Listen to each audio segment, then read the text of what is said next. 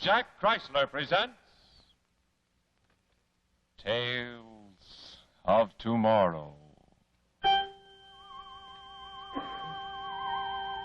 Look to Chrysler for styles of tomorrow in men's watch band display. And every Chrysler watch band comes in a handsome presentation box like this, ready for gift giving. And now, Jack Chrysler presents Tales of Tomorrow.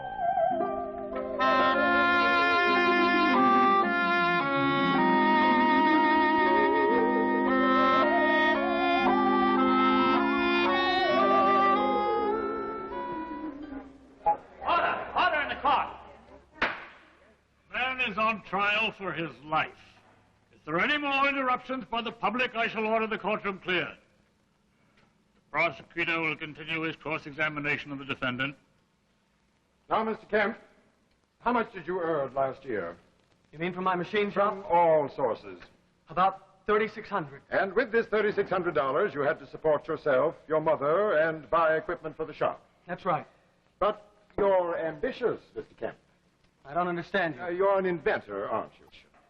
About $1,000, they told me. And to equip your shop to produce it commercially? About $5,000, Mr. Kemp? Yes, somewhere around there. So you stole the $5,000 from the... Withdrew from his account $5,000 on the day he met you for the first time. Your bank account shows a corresponding deposit. Is that correct? I guess so. Now, Mr. Kemp, how would you, a mechanic earning $3,600 a year, obtain such a large sum of money? From Professor Sykes, but I've From told you his how... dead body after you killed him, No. after you burned him to death in the No. court? The prosecution will avoid prejudicial remarks. With the court's permission. Now, Mr. Kemp, you have testified that Professor Sykes gave you $5,000 as a fee for services to be performed by you and your blowtorch. Now, I ask you, and ladies and gentlemen of the jury, is it credible that a man like Professor Sykes, a timid archaeologist, would give you, a total stranger, his entire life savings to accompany him on a mission I can only describe as fantastic? I know it sounds fantastic, but And if you... the state contends that it is. The state contends that you deliberately invented this story of non-existent caves and incredible machines to cover up a sordid case of murder for profit. A case, ladies and gentlemen, unusual only... Ladies and gentlemen of the jury, you have heard the testimony of the witness in the case for the prosecution and defense. I must point out to you that the case for the state rests solely on circumstantial evidence. Let you take the stand. We might have done better with a temporary insanity defense. Don't you believe me either? Anyway, I did the best I could. But you don't believe me. It sounds so Defendant has been fantastic. charged with the murder of Couldn't Professor find the Adrian cave. Sykes. We couldn't find the machine. But it's true. Everything I told you is true. I've told them everything I know. Police, the judge, the jury. But what's the use? I know what the verdict's going to be. Guilty. And then I'll go back to that Take cell. it easy, son, now. Take it easy. Yeah, take it easy. Your task, ladies and gentlemen of the jury, is to determine the truth on the basis of the facts presented in evidence. If there exists any reasonable doubt in your minds, you must, in all conscience, acquit the defendant. The jury will now retire and consider its verdict. The court is recessed.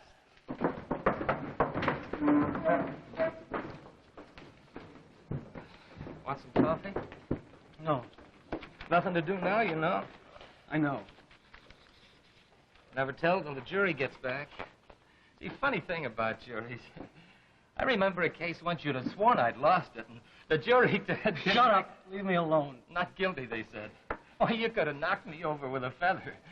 And I found out later that the foreman of the... Shut up. Let me alone. Okay. Don't get sore. The foreman had twins that morning, and he was 63 years old. Let me alone.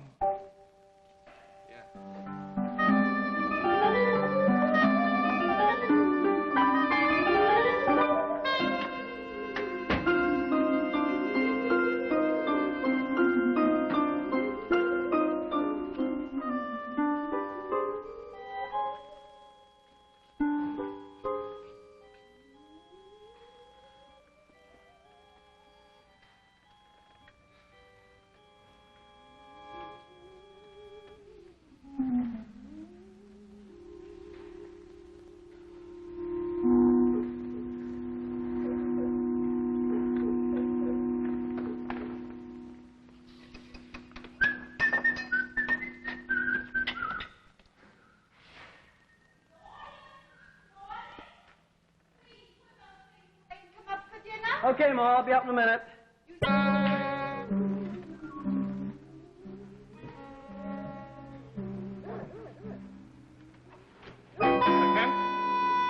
Who are you? My name is Sykes, Professor Adrian Sykes. I'm an archaeologist. Maybe you heard of me. Sykes. No, I don't think I have. No matter. You will. Before long, everyone will. Mr. Kemp, I've come a very long way to see you. I must talk to you. Well, look, can't it wait till morning? I'm pretty tired. No, it can't wait. The world has been waiting long enough. You see, I found the key to the past. Sure. Sure you have. Look, why don't you come back tomorrow and you can tell me all about it? You think I'm insane, don't you? Maybe this. This way. Well?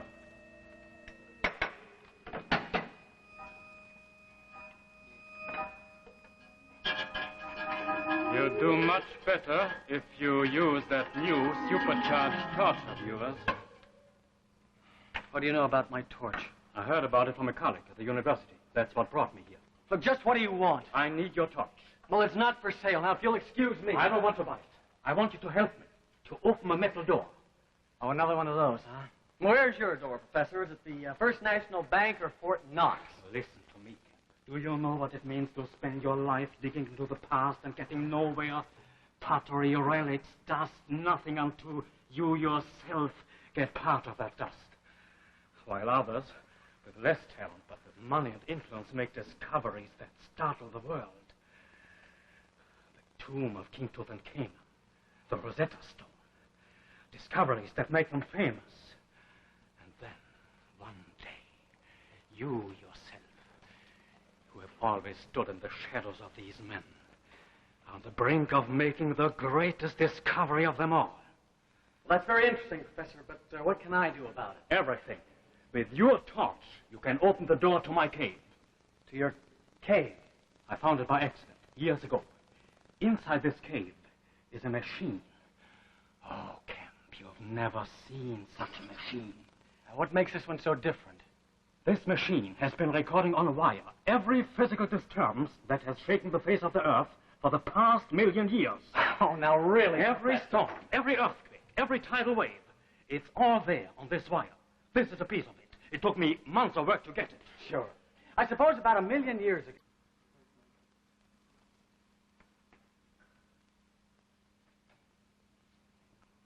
There's $5,000 there. That's all I have. It's yours. If you will open that door. 5,000. I could buy machinery and start producing the torch myself. Yes, you could. Okay, Professor. You got yourself a deal. When do we start? Tonight. There's no time to lose. Tonight? Kemp, I waited for this for years. I can't wait any longer. Okay, I'll be back in a minute. Where are you going? I'm just going to tell my... No. You must tell no one. No one.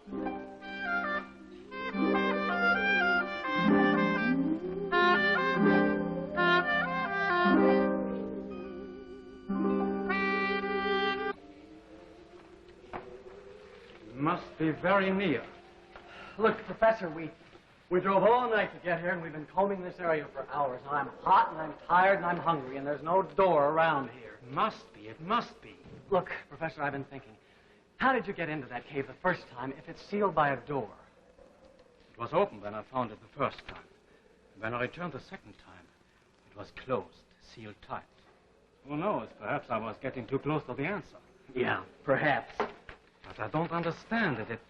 It must be around here. I can't seem to find it. Well, maybe you can't find it because it doesn't exist. Now, look here. I paid you all the money in the world. Instead of grumbling, please, let's try to solve this problem. Okay, Professor, you start figuring. We must be near the cave. We must be. Why, I worked in this part of the country for years. But somehow it's changed. It's different. Perhaps there have been some landslides. There seems to be more rocks and less vegetation. What time have you got? It's 11:50. No, my watch is stopped. So is mine. At 11:15. But it's past noon. That's funny. Why should both our watches stop at the same moment? Perhaps a magnetic field in it. Look at your compass. Holy smoke. Look at it. That's it. That machine must create a magnetic field around it. We must be very near. Come on. Okay. Kim! Kim, come here, quickly!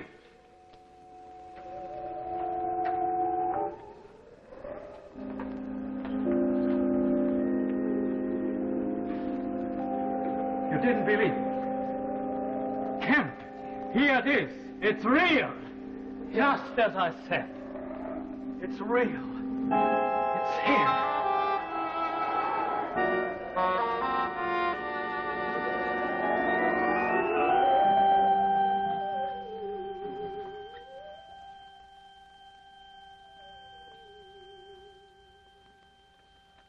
Beware, there's danger in the sands. Yes, danger to your watch. In fact, what with hot weather activities and sticky temperatures and perspiration, summertime is the worst time for your watch. But it can be a good time, and here's how. Take your watch to a reliable jeweler. Let him check up and dress up your watch. Let him show you how wonderful your watch can look. Your watch will be rejuvenated on the inside, and at the same time, it will be restyled on the outside when your old band is replaced by a new Chrysler watch band. And your most personal possession, your watch, can be personalized too with the Your Signet Expansion Watch Band by Chrysler, the only watch band that's initialed just for you. Yes, your Signet features your initials right in the design. No other band is so completely personal, so exclusively yours. But be sure to ask for Your Signet by Chrysler, the band that makes your watch look better than you. And for the ladies, there's an exquisite feminine version of the Your Signet watch band with your personal monogram. Best of all, these exclusive Chrysler bands cost no more than many bands without initials. Only $9.95 for the ladies. And for men, only $11.95. So check up and dress up your watch. When your jeweler makes your watch run like new, have him make it look like new with Your Signet by Chrysler. And now back to your Tales of Tomorrow. Verdict from Space. You can see it with your own eyes. It's real. Yeah. It's real. It's here.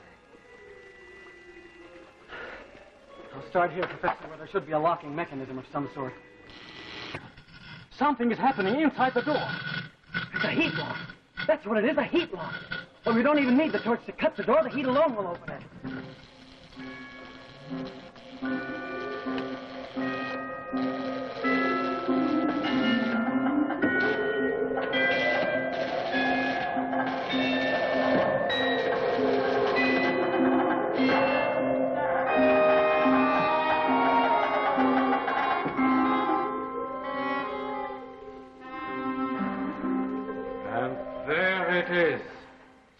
It has been here for the past 1,000,000 years. Have you ever seen anything like it before? I thought I'd seen every kind of machine. I've never come across anything like this. This part of the machine is the recorder. The wire running between these two spools records every physical disturbance on the Earth. Look, this mark indicates a volcanic explosion somewhere. The date is the destruction of Pompeii. This indentation is a minor tremor on the floor of the Pacific Ocean. The date is the date of the San Francisco earthquake. It took me many years to learn what those marks meant. What's this crimped? This is the first mark of its kind on the wire. The date was July 16, 1945. July 16th. The day the first A-bomb was exploded at Alamogordo. Right. And here is the second crimp, Hiroshima. Who could make a machine like this 1,000,000 years ago? Who? I don't know. But before I'm through, I'll find out. And history will be written from the day I speak. Professor, what does this part do over here? I haven't gotten around to that one yet. Wait. There's isn't just another part of the recorder. This is something different. It looks like it's a transmitter. Oh, sure, and this must be the antenna. No, it couldn't be. Yes, it is a transmitter. Maybe whoever put this machine here was waiting until something important happened. Oh, we've got to get the Army intelligence right away. No, I tell you, this machine is harmless. It's been here before there were armies, or before there were cities, or civilization. Look, I've listened to this rot long enough. Now, come on, we've got to get out of here. Look! The wire! It's recording something right now. Another crimp. What do you make of it? It looks like an A-bomb, only much bigger. Whatever it is, this transmitter is sending out that information. This is what it's here for. It's got to be stopped, Professor. Oh, you can't destroy it. It's my discovery. It's my life's work. You can't destroy it. Get out of my way, Professor. You can't destroy it. All my work. All my hope. Come on, we've got to get out of here. The whole thing is going to blow up. Look, Professor, the door. Come on. Oh, no. Fool, I've got to have the fool. Come on, Professor. Come on. It won't believe us. Come on. I must have the fool.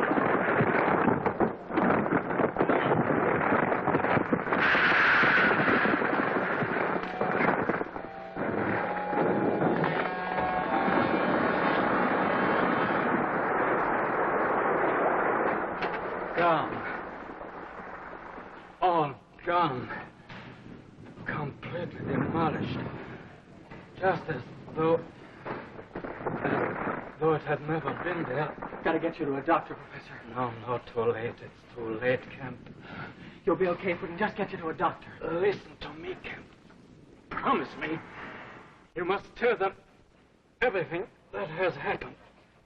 Even if they don't believe you, you must tell them that I discovered all this.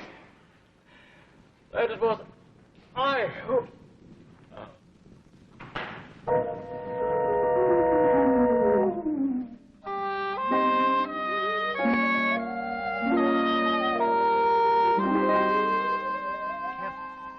Kemp. They've reached their verdict. They'll be coming back in.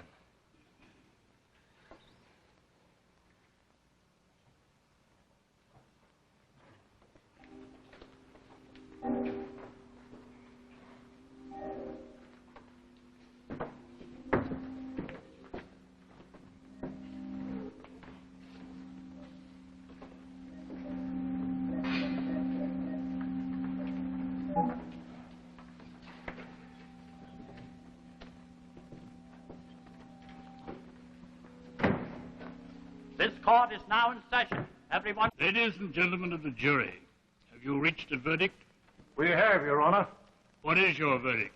We find the defendant, Gordon Kemp, guilty of murder in the first degree.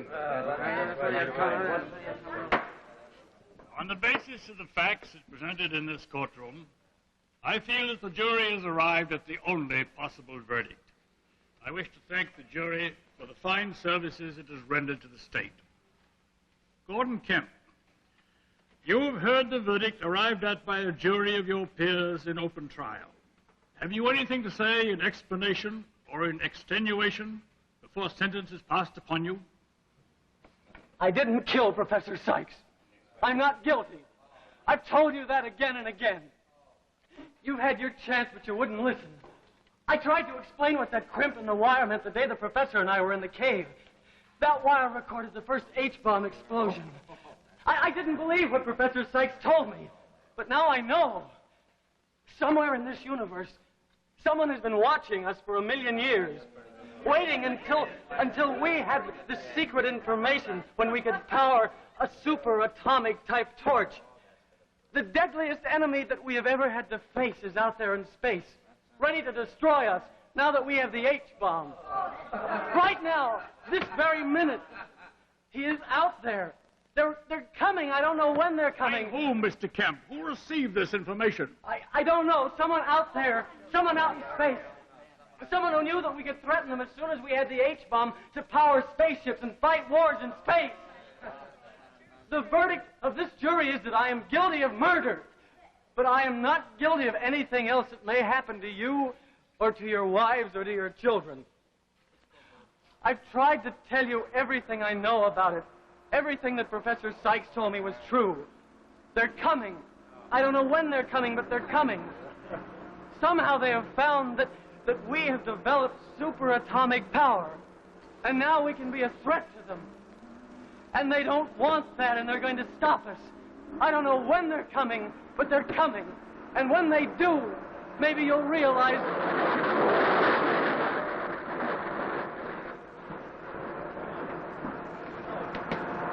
Look! Look up there in the sky! Spaceships! Thousands of spaceships!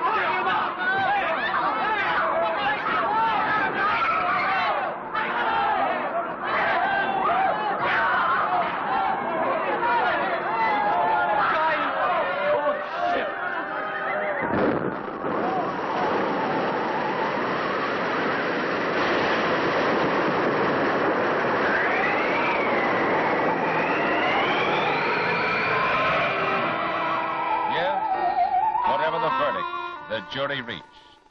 The final verdict was delivered from space. And now let us leave Tales of Tomorrow and consider something that is very important for you today. Uh-oh, she's heading for trouble. Yes, trouble for her watch. What with playing and hot, muggy weather and perspiration, summertime is the worst time for your watch. But it can be a good time, and here's how. Take your watch to a reliable jeweler. Let him check up and dress up your watch. Let him show you how wonderful your watch can look. Your watch will be rejuvenated on the inside and beautified on the outside when your old band is replaced by a new Chrysler watch band.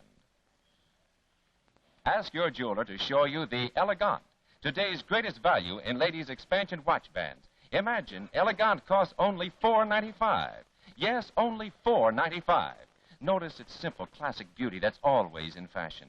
Elegant goes with all your clothes. And Chrysler's Elegant watch band is as light as a feather. So delicate, you can scarcely feel it on your wrist. Notice the convenient telescopic expansion that quickly allows you to slip your watch up out of the way for household tasks. And the Chrysler Elegant carries the same guarantee as bands costing many times more. No other telescope expansion band at so low a price is made to wear so well and last so long. Yes, it's all yours for the unbelievably low price of $4.95. So check up and dress up your watch. When your jeweler makes your watch run like new, have him make it look like new with Elegant by Chrysler.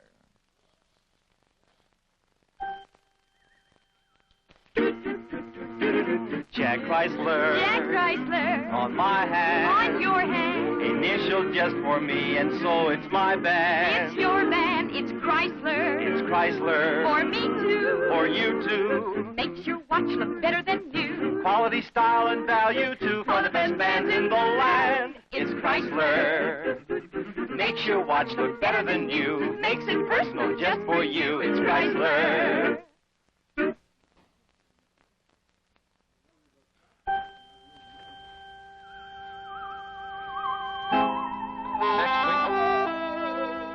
Next week, our Tales of Tomorrow show is called Blunder. A great blunder, where there is a scientist who is working on a blunder, which may bring death to us all. Listen next week to Tales of Tomorrow. The preceding program, originally telecast by ABC in New York, has come to you by special video recording. This is ABC, the American Broadcasting Company. Just 20 miles due northwest of the Los Angeles City Hall, you'll find the family whom millions of... Little Luke, Teenage Hassie, and Peppino, the hired man. So drop in and have yourself one whale of a good time with the real McCoys, every week on ABC TV.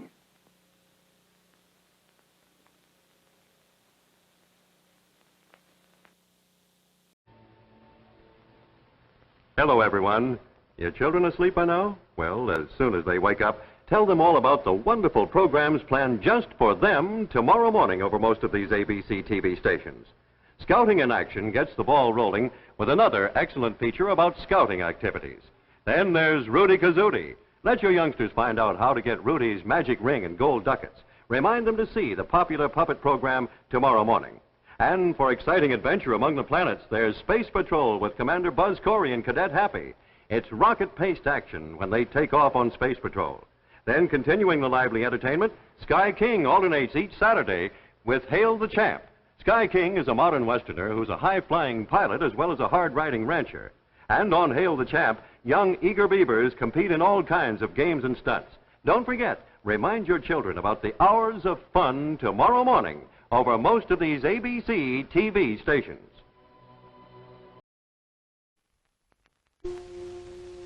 The American Broadcasting Company presents Tales of Tomorrow.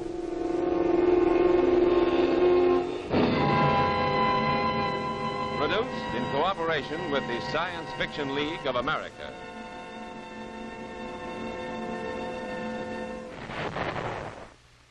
Any shelter amongst ruins in which to sleep, anything to clothe little bodies. Today, 12 millions are displaced in Europe alone. Some ethnical Germans forced to return to a country they never knew because of the shuffling of boundaries, joining the 2 million Germans already unemployed. Each day, nearly 2,000 migrate into Western Germany, underfed, diseased, undermined. For some, the displaced persons camps provide temporary relief. But for the core of the unplaceables, the aged and sick whom no one wants, there is no hope in Europe. Their hope must come from you. To help in this cause, the non-profit organization CARE asks you to... Starring Robert Allen and Anne Laurie.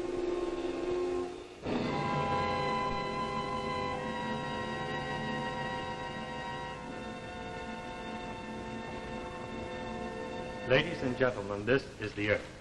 Just as it might look if you were standing on the planet Venus instead of being here in this planetarium. Earth being 25 million miles from Venus, our planet would not look much bigger than a giant. And even at that, there wouldn't be many days on Venus when the atmosphere would let you see as much of it as this. Now, we have had so many questions about what might happen if an atomic explosion got out of hand, or if a comet came swinging our way and made a collision, that we have made an arrangement to let you see how it might look from out in space. Of course, you must understand, this isn't anything that's going to happen. The interesting thing is that it wouldn't look like much at all, even if it did happen. Just some light flaring up like this. And perhaps going on that way for a few million years, or maybe just scattering off into gas in no time at all. The mathematical odds against a comet or a wild star swinging into the Earth's orbit are enormous. And of course, there isn't any human being foolish enough to touch off anything that might get all the way out of control, even with the A-bomb and the H-bomb. No, scientists believe that the end of the world, when it comes, will be a natural one, not man-made. And it will not come for a matter of some 15 billion years. So I suppose we can all just sit back and relax. Of course, there isn't any human being foolish enough.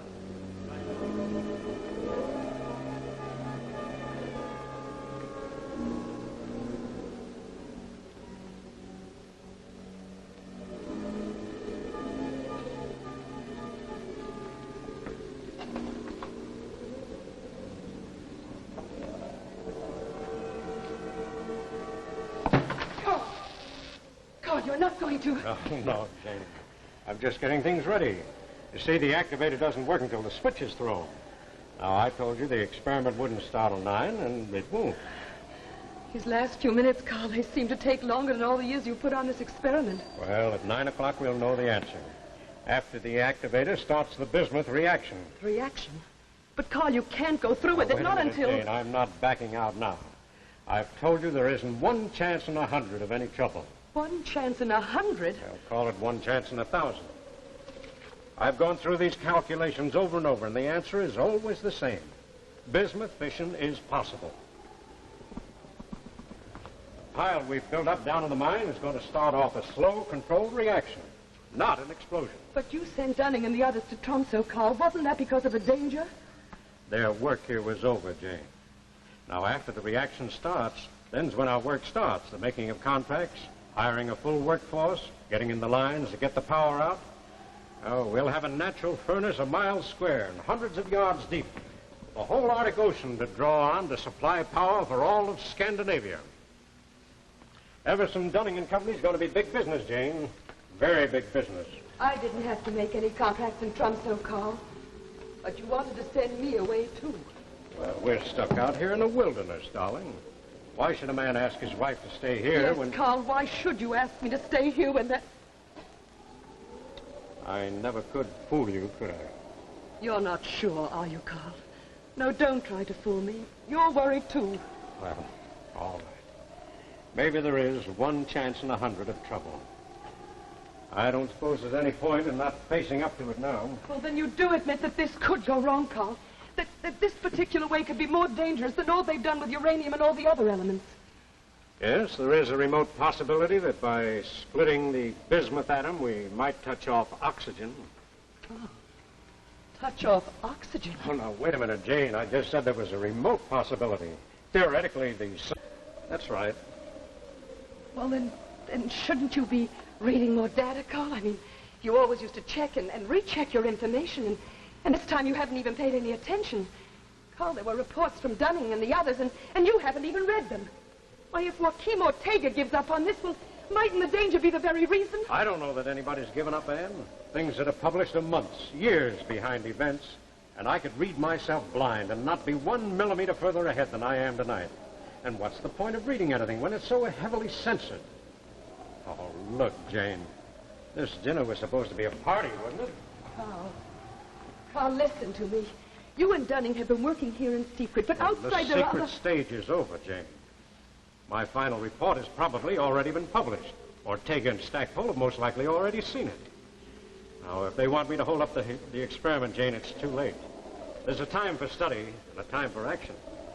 We've come to the time for action.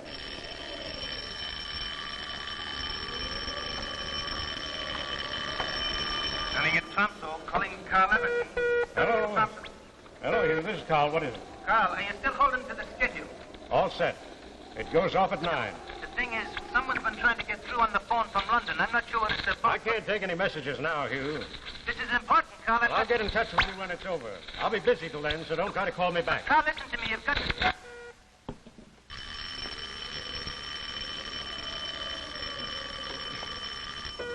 Look, Hugh, I told you no more talk till it's over. But there's a call from London, Carl. I'm cutting out all the way now, so you'll be just wasting your time if you try to get me back. But, Carl, listen, you've got...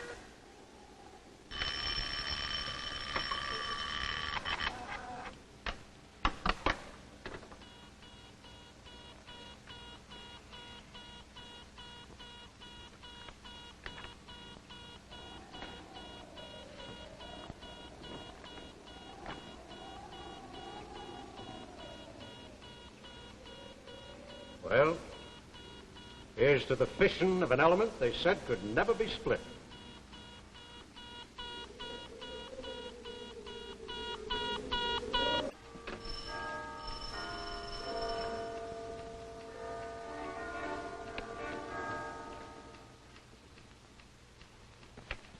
Dr. Ling, open up. Hurry. Who is it? Open up, Chu Ling. It's Stackpole. Why, hello, you come in. No, there isn't time. Have you read the Zurich Quarterly yet? Why, it's just starting. It's just, why, what's the matter? It's Everson. He's experimenting with that bismuth fission theory of his. Experimenting? Yes, I know. It'll set off an oxygen reaction. We know it, but Everson doesn't. How far has he gone? I don't know. I've been trying to get Dunning on the telephone all day. I can't get through. Well, what shall we do? I've chartered a plane. We've got exactly 10 minutes to get to the airport. Wait till I get my coat. Good. I'll get a cab. The cabby! Cabby, here! Cabby! Wait, Stackpole! Wait, I'm coming!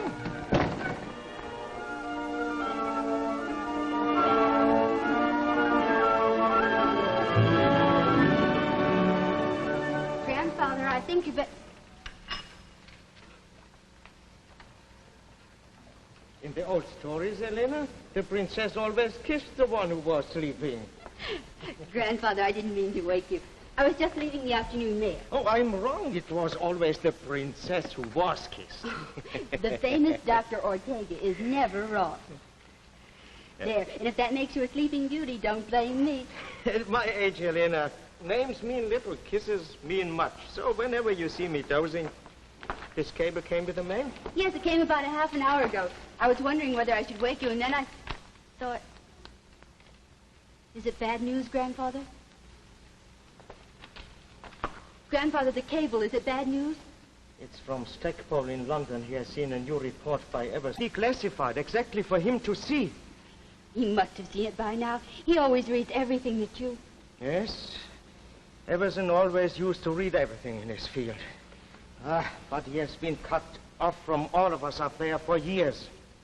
Crumbs from our table. That's all he has been able to get his hands on. But this time, crumbs aren't enough. He has made a mistake. Grandfather, is it a bad one? He's going through with his mine project. The one I wrote this Zurich article to warn him against. When will they learn that censorship works both ways? You mean he might start off a chain reaction that couldn't be stopped? There are no absolutes. It might stop when... When the Earth was gone. When the oxygen was gone. The Earth and all life on it would go too, of course. You said this is what might happen. By my equations, the probability is, well, call it a matter of some 200 to 1. You mean 1 chance out of 200 that Everson's reaction might get out of control? It's the other way around, Elena. The other way around.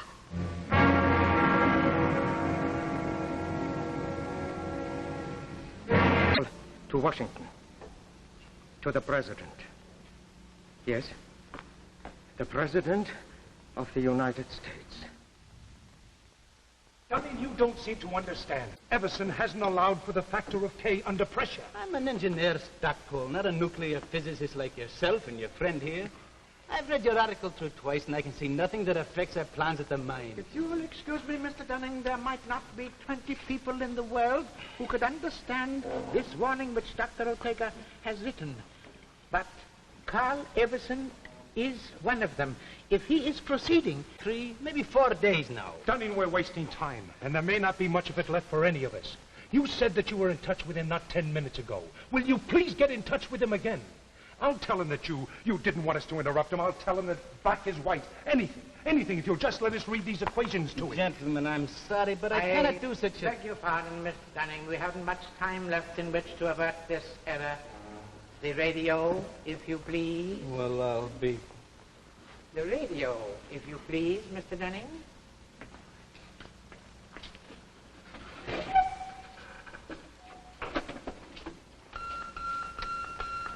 Dunning at Tramso, calling Carl Everson. Dunning at Tramso, calling Carl Everson. I can tell you now there's not a chance till after the test. What time is it scheduled for? 9 o'clock tonight, but Carl said he was cutting out his receiver till afterward.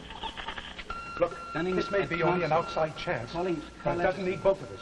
You can talk to Everson if Dunning raises him. How about you, Jeff? Well, I've made arrangements with a Norwegian home minister. Dunning at Tramso, calling Carl Everson. Dunning at Tramso, calling Carl Everson.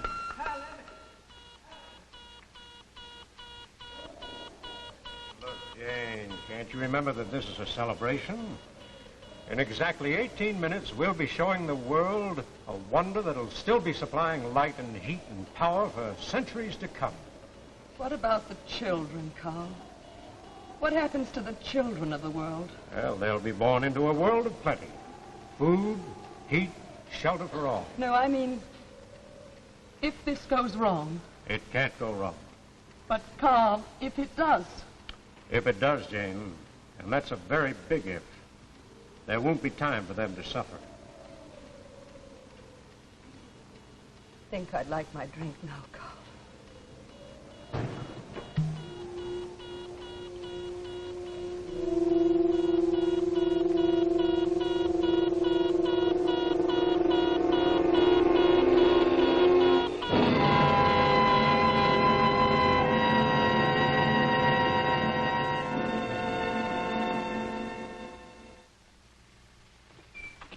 Hello, dear.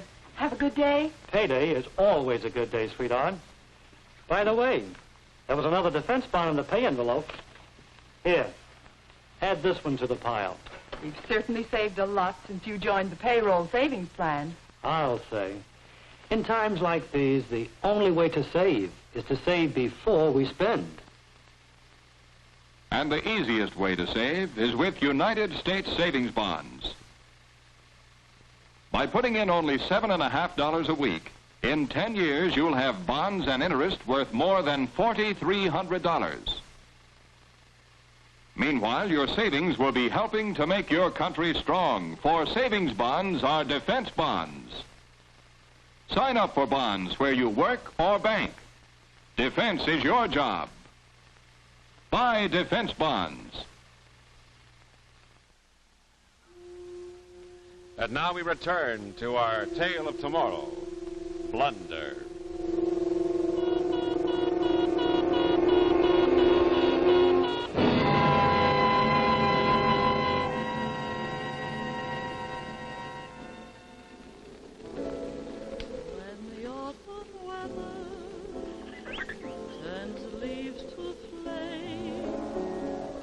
One hasn't got time for the waiting game. Oh, the days dwindle down to a precious few days I'll spend with you.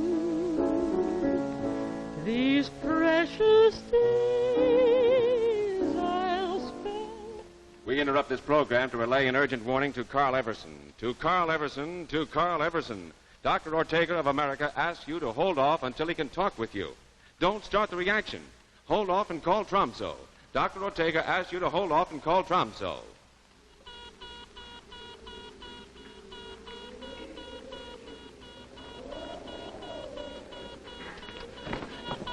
Gunning at Tromso, calling shop. I'm scared, Carl. Carl, I'm scared.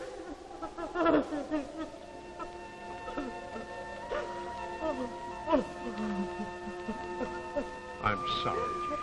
I just keep thinking about the children. Look, don't you think that I think of them too? Look, Jane, there was a time when I would have... But it's just the scraps, darling. In Moscow and Leningrad, they can't even publish scraps. But if I can once show them that bismuth fission is a workable, existing reality, I'll make them all talk. Not about war and weapons, not enough to eat. Of this cheap, limitless power that can end poverty in the world.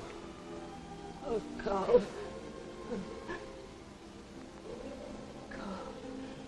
Carl, that's a wonderful dream. But the responsibility, do you have the right to take that on yourself?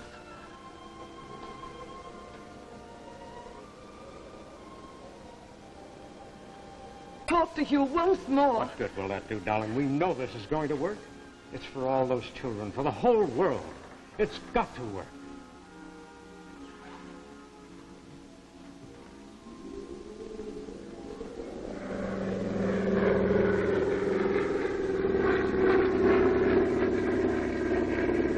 We're over the coast again, Mr. Stackpole. It'll be a few moments now. Does the pilot know his way from here? Yes, we've trained over this area. 15 or 16 kilometers, we'll be able to see the mine buildings. Good. And you might say a prayer that there'll be some buildings left to see. Carl Everson. This is Jeff Stackpole. Calling Carl Everson. Jeff Stackpole calling Carl Everson. Ortega says, don't set off the reaction.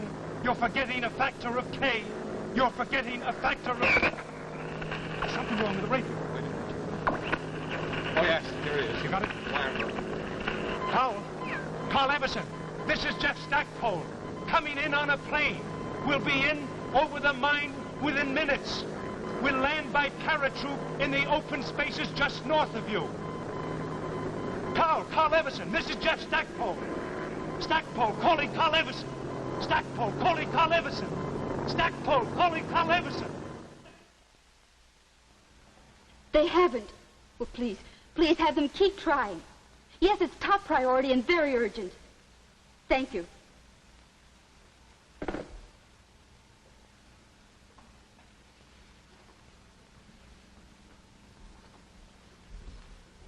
They've got Tromso. Dear, I think you are in trouble. You think I... It's your move, and I suspect you are going to lose at least a bishop. Grandfather, You just said that the whole world was in danger, that within minutes we all could be blown to nothing. And yet you can sit here over a chessboard and say... Elena, dear, they reach Carl Everson in time now, or they don't. If they don't, there's no remedy that can be devised against this irretrievable blunder. So, let's see about your bishop. Grandfather, there must be something that we There's nothing more now. Not from here. What can be done is being done. Perhaps we've all... I could wish to have seen you married. The new strain of melons we are trying out in the garden. How they'll turn out. Those are two of the big ones. For a small one, here's a formula on the properties of magnetic attraction at low temperatures that I would have liked to work out just a little further. But magnetic attraction has nothing to do with bismuth fission or perhaps with anything. But I'm still curious. Grandfather, you can put your mind to a new problem when... When I should be attacking your bishop and... Just watch.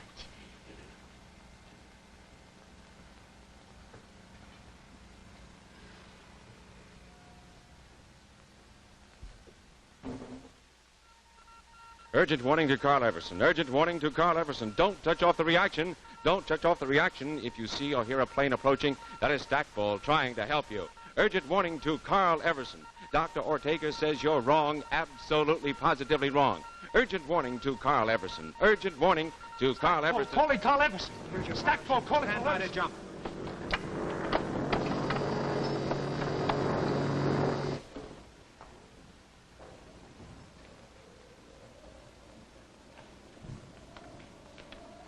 Well, that's that. Well, it's just minus 52 seconds, darling. Oh. After it happens, will it be long before we... Before we know, it might be 6 seconds, might be 8, depending on how long it takes for the acids to eat through the plates down below after the reaction starts. And then if everything's all right, will we know right away? If it goes past 8 seconds, you'll know that we're off on schedule and everything's under control. If it doesn't, I doubt very much that we'll know that it didn't work. Carl, there's one more thing. Now, wait a minute, Jane. No more, you promise. No, it's not about calling Dunning or what's happening down below. It's about us, Carl. I was wondering if you'd kiss me.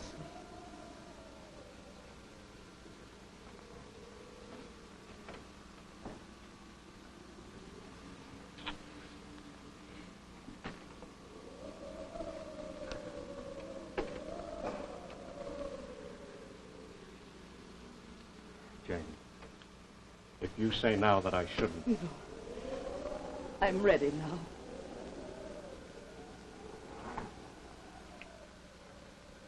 It's time.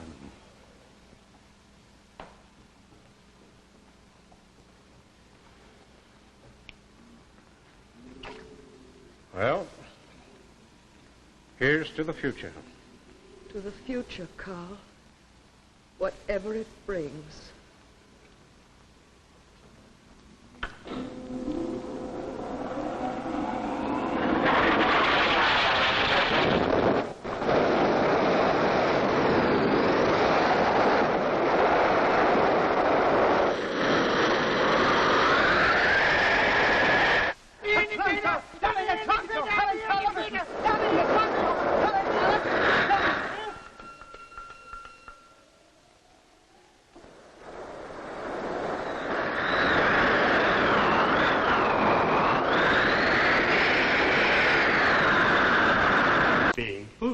To experiment with atomic fission.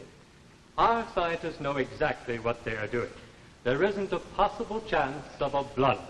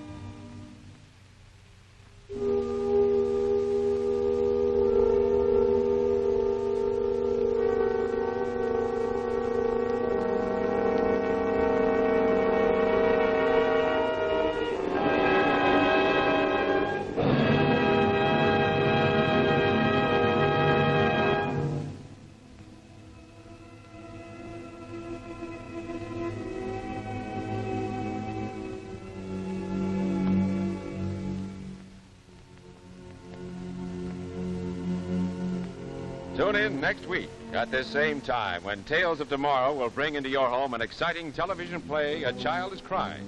Mr. Walter Abel stars in this gripping story of a youngster upon whom depends the security of the United States. Remember Tales of Tomorrow next week at this same time.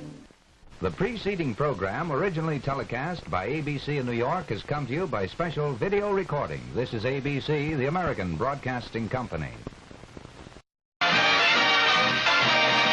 When lively folks work up a thirst, you'll hear them ask for Pepsi first.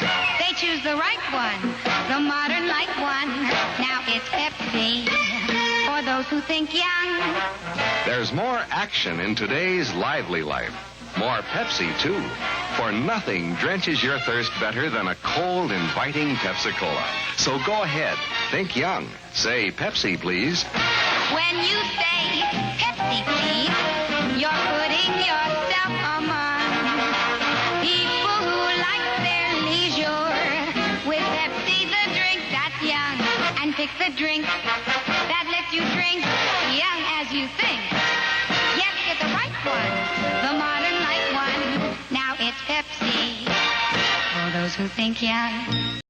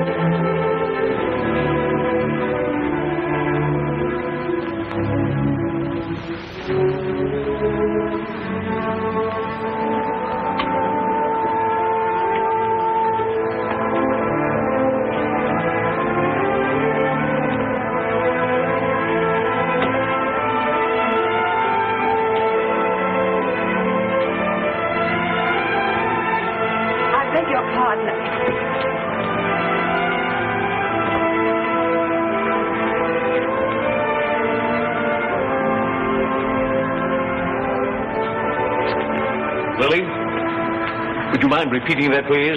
Didn't you hear my answer, Dr. Hardesty? Yes, but I want to make sure that my adjustments are correct. The possibility of isolating protactinum and subjecting it to a bombardment of neutrons brings into the foreseeable future the development of a weapon much more powerful than the hydrogen bomb. Lily, where did you learn that? The only mention of that problem is in my top secret file there in the laboratory. I worked it out. Lily, we're brought here because of certain claims made concerning your mental ability. Are you aware of those claims? I know what they are. Are the claims justified? They are substantially correct. Yes, I'm afraid they are. I have a little girl, just about your age. Will you wait here, Lily, please? Corporal, just keep an eye on her, please.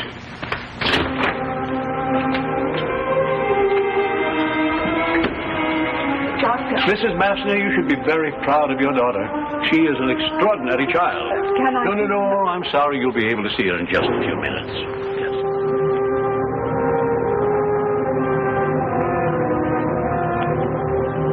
Well, Doctor, is she a fake? She is no fake.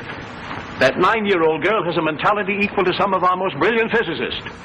I questioned her about her background. She could read and write when she was a year old.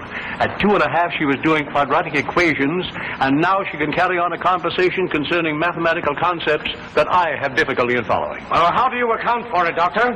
I can't account for it. Maybe she is a mutation due to proximity to radiation. Maybe she is an evolutionary time switch. And I can tell you this, every claim made about the girl is substantially correct. She has a level intelligence way beyond all existing standards. Well, that's enough for me. General, I'm ready to make my recommendation to Congress. You know what Congressman Bulmer's committee is suggesting? No, sir, I do not. Doctor, the committee considers that child a national resource. She has the brain to figure out a foolproof defense against guided missiles, a plan to increase weapon production, to lick bottlenecks.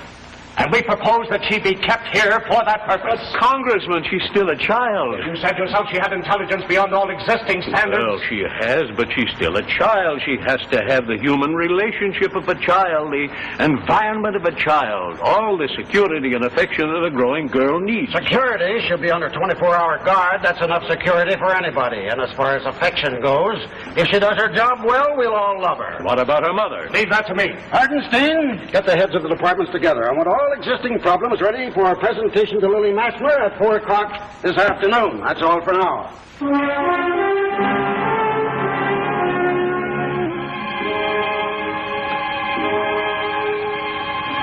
I don't understand. Can't she help you in the way that you want without your keeping her here? She's just a little girl. Mrs. Masner, your daughter is not just a little girl. Surely that has been made clear to you. You'll have to face the facts, ma'am. Your daughter is a freak. Well, not in the usual sense, Mrs. Masner. No, indeed. As a matter of fact, you should be extremely proud of Lily. Why, she has the opportunity of doing the national defense, one of the greatest single services ever performed by an individual. May I talk to Lily, please, Mr. Fulmer? If she really wants to... Get the kid. General, please. Get the kid. Yes, sir. Lily, will you come in here, please? Lily, do you know what these men want you to do? They want me to stay here and advise them. Do you want to? Wouldn't you rather come home with me? Home to Daddy. Mother, I know you won't understand this, but I'd rather stay here. Lily, listen to me. You are an intelligent girl. You realize that a child of your age still needs her mother. You're not being scientific, Dr. Hardenstein. You're being emotional. Just because you have a daughter of my age, don't let yourself be guilty of false reasoning. It is obvious that I have no further need for my parents. Lily. Any more than you have further need for your parents. Well, now we're in business, so you won't regret this, Mrs. Masner. Lily, are you sure? I'm sure. Goodbye, Mother. Mrs. Masner, I'll drive you into town.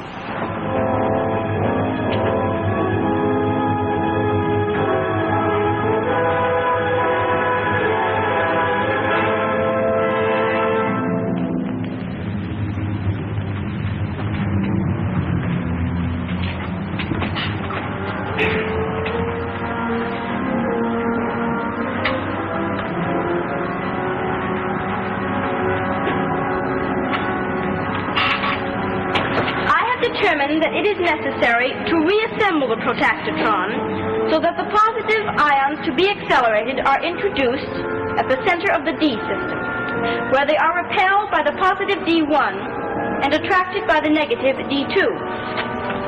Thus the ions are accelerated across the gap between the Ds and pass into the electric field-free region within the interior of D2, where they are unchanged by the subsequent change in the voltage between the Ds. But, Lily, that means the ions will be slowed down. Not if the electrical potential is reversed at this point, Doctor, and D1 becomes negative and D2 becomes positive. That'll be all for today, General Gates. Yes, sir. Yes, Lily. You're excused, gentlemen, that's all.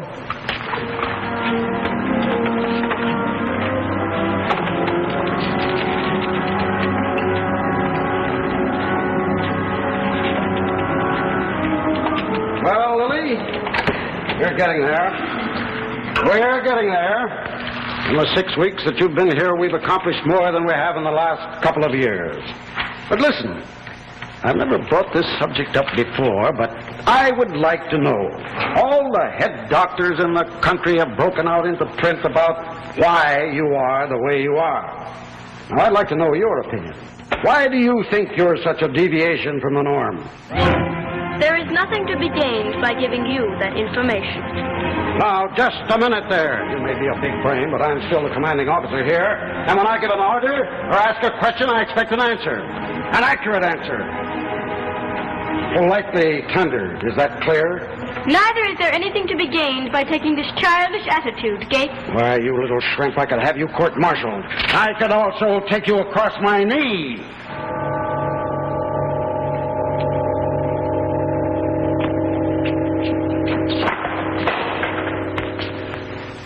What did you do just then? Nothing. Well, something knocked me over that stool. What did you do? I merely suggested it to you. Suggested it? Precisely. I could have suggested that you jump out the window. It's 12 stories down. But that would have upset the time patterns. The time patterns? Certainly. The patterns by which the future may be calculated. Now, just a minute. Do you mean to say that you can foretell the future? With reasonable accuracy. It's simply a matter of applying the past rhythm to the future rhythm and determining which of the possibilities is the correct one. Never mind that. If you can foretell the future, then you can foresee military attacks, right? Of course. Do you know of any attack on us? I do. Soon? Very soon. Well, in heaven's name, Lily, tell me when. Who? I won't. You won't? No. I will do nothing that will alter these time patterns. This is rank insubordination.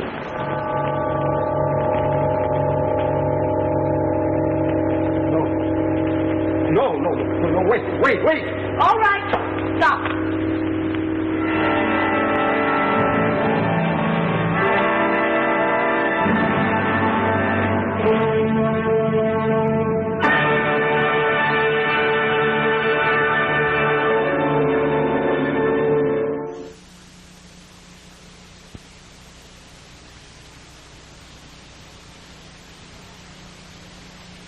Well, Doctor, do you think she's bluffing or don't you? Can a person foretell the future? Gentlemen, up to now, science has believed the future to be the result of an infinite progression of probabilities, with the added factor of a complete randomness. If Lily has discovered a pattern to that randomness, yes, I think it's logical to believe that she can foretell the future, and I wish she couldn't. What do you mean by that? General, for almost 10 years I've been the head physicist here. My work has been entirely in the field of atomic development. And by atomic development, I mean this bomb, our latest achievement, A-33. Capable of 1,000 times more destruction. We are aware of the power of A-33, Doctor. What has that to do with it? Congressman, I am a scientist. Science is life. I am a student of life. This is death. The only way we scientists can force ourselves to work with death is not to think of the probable results of our work. And now comes along a little child, equipped with the power to look over our shoulder and say to us, I can tell you precisely and exactly what the result of your work is going to be. Don't you understand? I don't want to know the exact, precise result of my work. I very much prefer not to know it.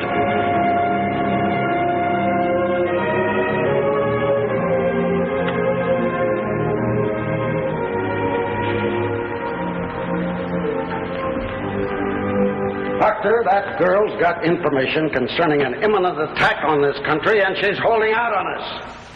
What I want to know right now is what she's not telling us. Now, I don't care how you do it, but get in there and find out. That's all, Doctor. Get busy with it. Come on, Bulmer. I got a lot of other things to talk over with you.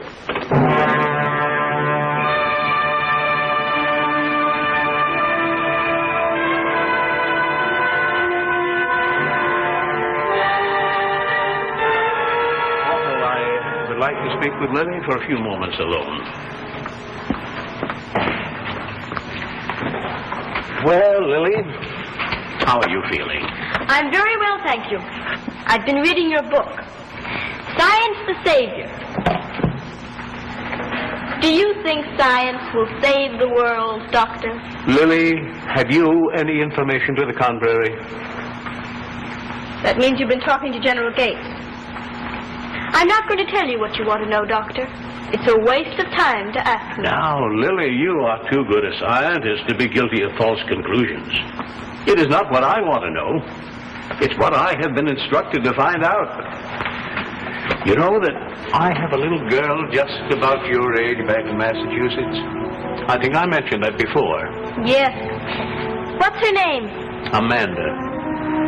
I haven't seen her for almost 2 years. That's too bad. You should have seen her while you still had the chance. Meaning that I no longer have a chance? You were planning to visit her for Christmas. Yes, how did you know that? Of course, your time rhythms. You mentioned Christmas.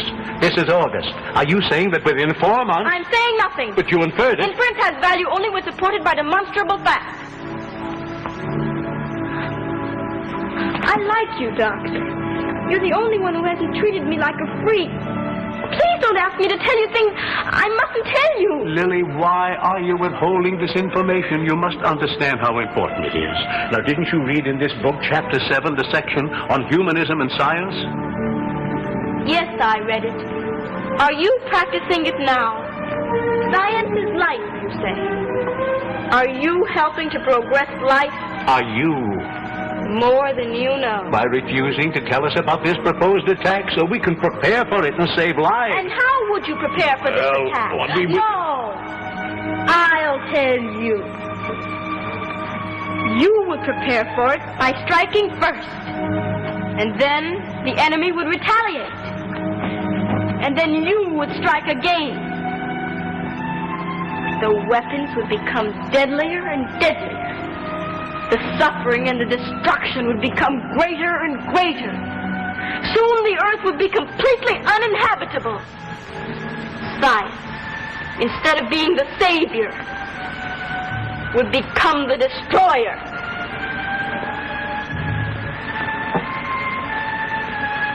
The time pattern I foresee is horrible, but not so horrible as it would be if I told you when and by whom you will be attacked, so that you could strike first. Who are you? Will you tell me that? Where did you come from and what has made you? You made me, Doctor. Science made me.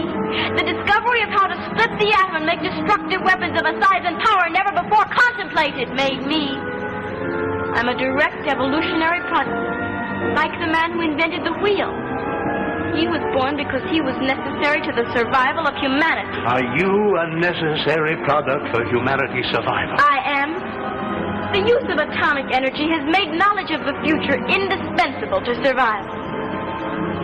I have that knowledge. I and a few others. There are about 20 of us scattered over the face of the earth. In the destruction that is coming, no more than 150 million people will be left living on the earth. We 20 will be among them. We will survive. And when the fighting and the dying have finished, and when the diseases and the plagues that will follow have finished, we 20 will set about rebuilding the world. Lily, listen to me. Not as a scientist, but as the father of a little girl about your age. Let me know so I can protect Amanda. I can't do that. I'll not reveal the information. You mustn't ask me to do that, Doctor. It isn't fair. How can you be so hard? You made me what I am. People who make bombs know why they're making bombs. You helped us. You showed us how to make deadlier bombs. I have increased your ability to destroy yourself. That is all.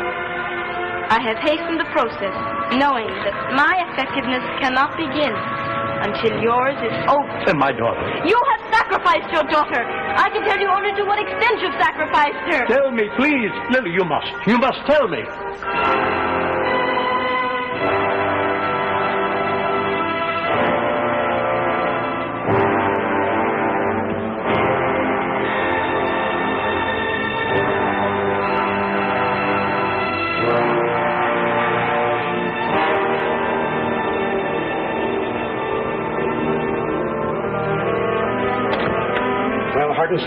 Did you get anywhere? Yes, I got somewhere. Well, Doctor, what have you to tell us? Congressman, do your Christmas shopping early this year.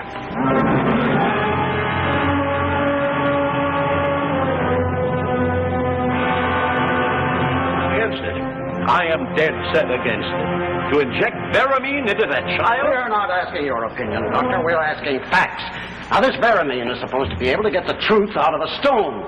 The question is, will it work with Lily? Yes, it'll work, but the drug is erratic. Might have very dangerous after effects. might impair her intellect. Hang the after effects. All I want from her is the truth. I agree with the General, Doctor. We must take this risk. I am sorry, sir. I must refuse to give her the injection. You refuse? I do. Are you aware that I'm giving you an order? I do, and I refuse it. Well, we'll see about this. Corporal, in here, please. Corporal, I want Lily Masner given an effective dose of Veramine immediately. Veramine? Doctor, are you sure that's safe? You heard the order? Yes, sir.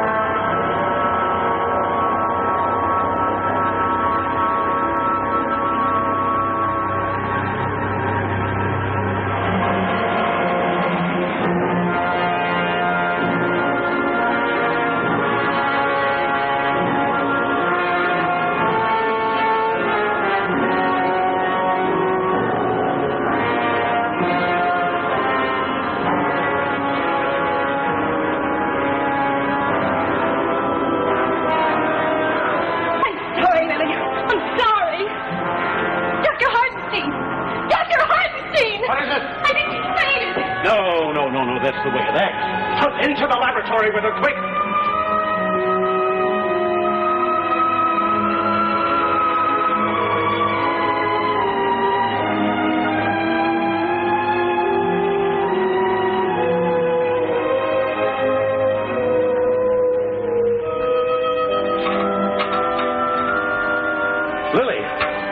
Lily, are you all right? Yes, Do you know just what happened? certainly. It was anticipated. Why didn't you avoid it then? To do so would have been to alter the future. Never mind that. You know what we want from you? Yes, Give us the answers then. Is there an attack imminent? there is. When will it come? Not less than 40, no more than 52 days from today. Less than 2 months? Good Lord, Gates. Who will win? Nobody will win. This war will be intercountry warfare, as it will dissolve all financial, linguistic, and religious barriers. But Lily, what about survival? Will I survive? Will any of us survive? I will survive. What about the rest of us? You will not. With enough information, we'll survive and win too. Now stop hedging. Tell me everything you know. Who's launching this attack? Within 24 hours, we'll have enough planes over them to wipe them off the face of the earth. You will not wipe them out, because you will not know who they are. Oh, yes, we will. You can't hold out on us now. You know the effectiveness of Veramine. Veramine is very effective. In another minute, my intellect will be temporarily reduced to that of an average child. It will be a long time before it regains its present level. But it will not again be needed until the time comes to rebuild from the rubble you will make it. Blast you. Don't give me that baloney. You can't stall us anymore. Now I want to know who's making that attack or I'll break your neck. Tell me, who is it? Ah! Who are you? What are you doing here? What do you want? I want my mama. I want to go home. Tell me who it is. I want my mama. What is the matter with her? I told you the drug was dangerous. It's gone. Her reasoning power is gone. She's just a little child now, just like Amanda. What? Listen, you. But what are we going to do? Who can help us now? No one can help us now, Congressman. All we can do is to stand here in a darkened room and watch a little child crying.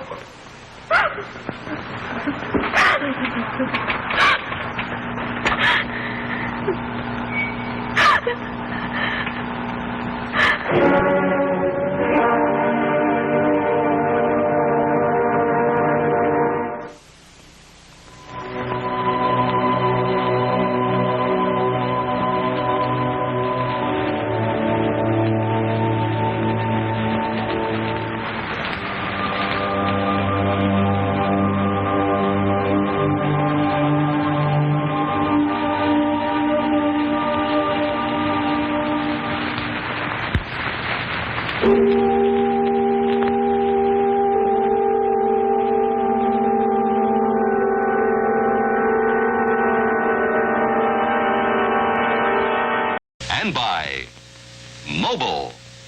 High megatane-rated gasolines. Engineered to meet your motor's needs. The wrong gasoline can stall your car. How can you judge the right gasoline before you buy? Let them show you. Octane rating measures only 2 of your motor's needs. The megatane rating system measures 21 of your motor's needs. 21 specific qualities needed for better all-round performance, including carburetor de-icing when and where needed, quick starts in any weather, mileage economy for any make of car. While no gasoline has a perfect megatane rating of 21, we say the higher the megatane rating, the better your motor will run. So get Mobil high megatane-rated gasolines. You probably won't notice the difference at first, but your engine can run stronger, last longer with Mobil. 5, 10, 20,000 miles from now, your motor will know the difference when it's Mobil. Get Mobil, premium or regular, high megatane-rated gasolines. Gentlemen don't mind. I think I'll be turning in. Well, I have to be running along pretty well soon myself, so... Oh, how about a nightcap? All right, Jack, sure. All right, dear? Oh, yes, of course. Good night. Good night, Joanna. Good night, sweetie. Good night, darling. I wanted to wait until she'd gone to bed. I know it's very late, but this is important, Tim. This X-ray business with her broken ribs. Well, what about it? This is serious, Tim. Let me get these plates. I'll show you what I mean. Now, this is the picture that I took the day of the accident. You see the break? Sure. Well, now, this is the print that I took yesterday. Same Joanna, same position, same rib. 2 days later. What do you see? Well, it's not broken. Right. It's completely healed. Not a scratch, not even any evidence of a fracture. I tell you, Tim, that it's things like this that makes a fellow study his pictures more closely than ever. And believe me, I've studied these very, very closely. That's how I happened to discover these other things. Oh, what other things? Her heart, for instance. You remember a year ago, Joanna came to me for a checkup? Yeah? I took an electrocardiograph and took some x-rays. Her heart was perfectly normal. Now look. A heart only half the normal size. It's unbelievable. And her appendix. Look at it. I can't see it. It isn't there, Tim. You mean she has no appendix? That's right. But she had one a year ago, and she's had no appendectomy. No, she hasn't. She has no scar. No appendix, a heart half the normal size, and a rib that knits in 2 days. Tim, there's something medically strange about Joanna. Very strange.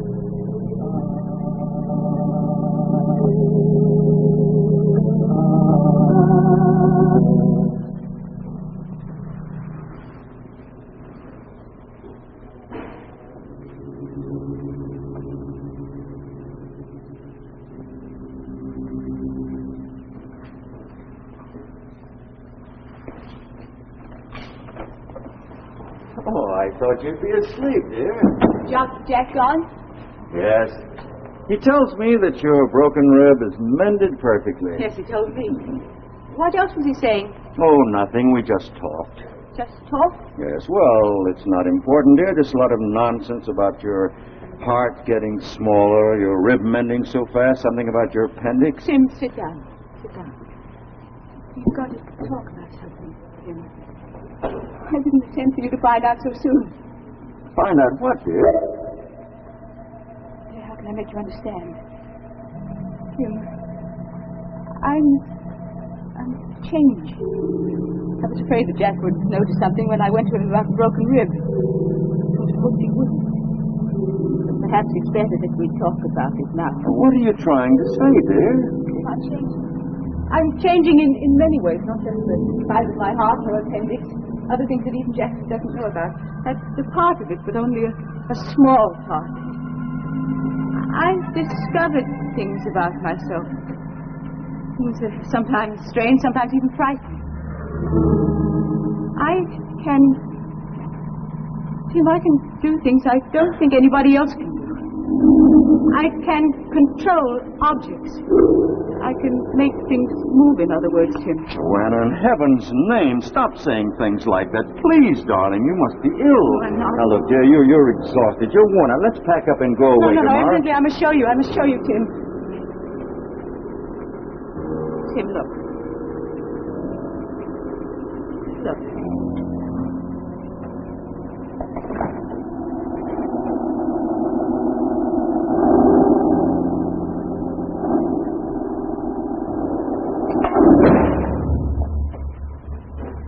I must be seeing things.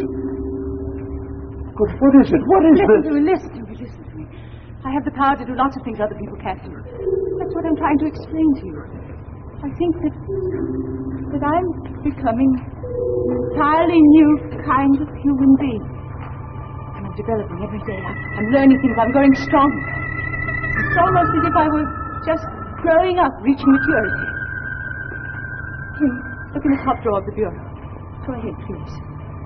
Please. While you're away during the day, I'm studying. I'm learning new things. I'm working. The elastic impact of the mesons, living guideposts of the past. Joanna, making nuclear fission as a source of power. Yes, can't you see that I have an intellect that's developing and advancing, just as my other powers are?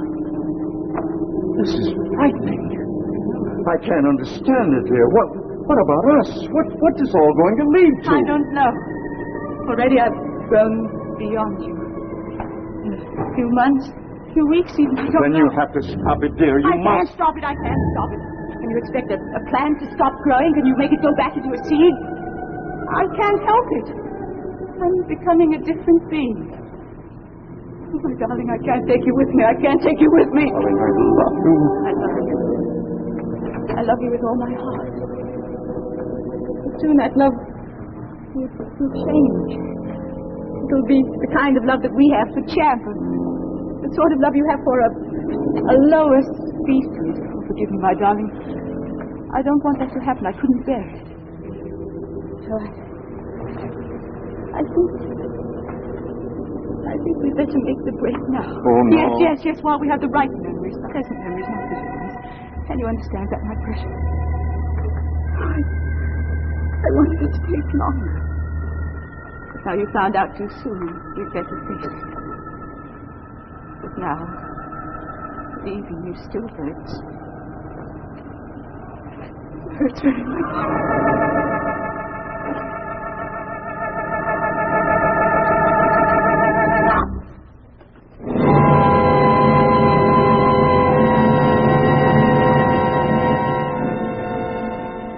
Before we go back to our tale of tomorrow, let's take a look at yesterday. Let's go back to the days of swordsmanship and the famous Count of Monte Cristo.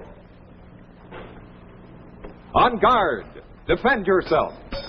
Remember Monte Cristo, famous swordsman on the field of honor? Now Chrysler glorifies the sword of Monte Cristo in one of its new Monte Cristo watch bands for men. Inspired by the royal crests of old, each of these Chrysler watch bands carries a fabulous coat of arms. Choose your favorite. Here is the fleur-de-lis crest, the emblem of nobility. And here is the symbol of kingly splendor, a royal crown. Then there is the costly jewelry look, sparkling rhinestones on rich simulated onyx. And in all Chrysler bands, super-calibrated 7-coil springs for extra expansion and flexibility. Each Monte Cristo watch band is packaged in Chrysler's unique pistol box. Best of all, Chrysler's new Monte Cristo watch bands cost no more than many ordinary watch bands, only $12.95. Go to your jeweler. Buy the Monte Cristo. Make your watch look better than you with Chrysler.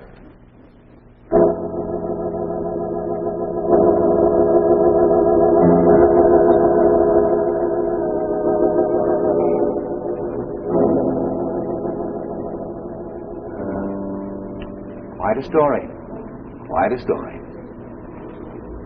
The next morning, the morning after the doctor paid us his visit, she was gone. Just like that? Just like that. What did you do? What could I do? I'd no one to turn to. I couldn't expect anyone to believe me. What about the doctor? Did you talk to him? I tried. What's the use? He's a medical man. The only thing that interested him were the physical changes. You said it was 5 years ago that she left you. But tonight? Well, I saw her a year later. You did? How? Well, I kept waiting, hoping, reading newspapers. I didn't know exactly what I was looking for, but something told me that one day I'd find something. And then, one day I did. The picture was blurred. The name was different. But something seemed to tell me it was Joanna. It couldn't be anyone except Joanna, even though the paper said she was only 20 years old. I took a plane to Berkeley, California.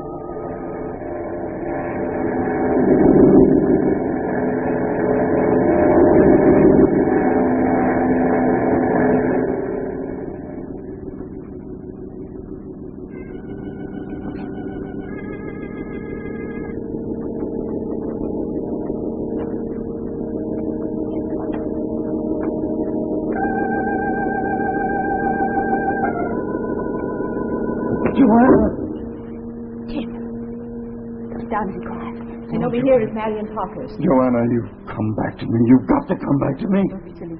I've explained it all to you. But I can't understand that, dear. All I know is that I love you and I want you with me. Tim, don't. Darling, it was all a trick, wasn't it? Tell me it was a trick. The statuettes, the x-rays. You were angry about something you wanted to get away from. But that's all past, dear. Come back to me. It wasn't a trick. Look at me. Look at me, Tim. Am I the same? Of course you're the same. You're no different. You're no different to me. I am. I'm changing every day. Now I know why it isn't happening. I know what it's leading to. I'm the first of a new race. A new kind of being. I don't understand all that. All I know is that I love you. You mustn't shout like that. Nobody knows about me here. Nobody must know until everything is ready. Oh, Joanna. Jim, wait here. Where are you going? I'm going to get my coat. Stand off here. I'll be back in a moment.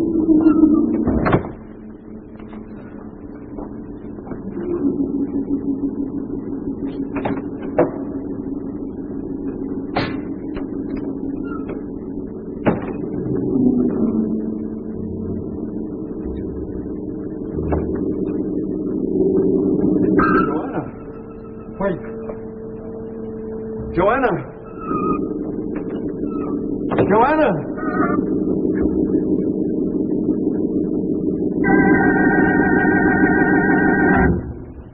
Well, guess I will have that drink.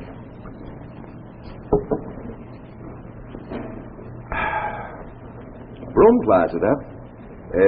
Disappeared through the wall, you figure? You tell me. Did you see her again? Not for 4 years. Not for 4 years, you say? But I heard from her, though. Oh? She wrote to you? No, I kept reading newspapers and scientific periodicals. I kept this scrapbook. You see, every once in a while I'd read about an invention by some young woman scientist. I knew always that it was Joanna. Some new discovery in the field of radiation. Now, for example, you take this. I knew that was Joanna. And over here is that electronic telescope. It all led to the same thing. I kept track of it. Joanna. somewhere in the world, working, growing, developing. I couldn't forget her. 4 years passed, and then tonight I saw her again. I suppose I've been growing despondent over losing Joanna, drinking too much. I even thought of killing myself. I bought a gun, but I guess you'd say I was on the skids. But I kept thinking it would suddenly be all right again, that I'd come in the house one evening and Joanna would be there and it would be like old times. Tonight I went to the Clover Club. Lately I've been going there more and more frequently. But tonight, as I walked in, my heart almost stopped. There she was, more beautiful and radiant than ever. It was as if she had come back after all. This horrible nightmare was over. My Joanna was mine again, warm and beautiful, right in front of me.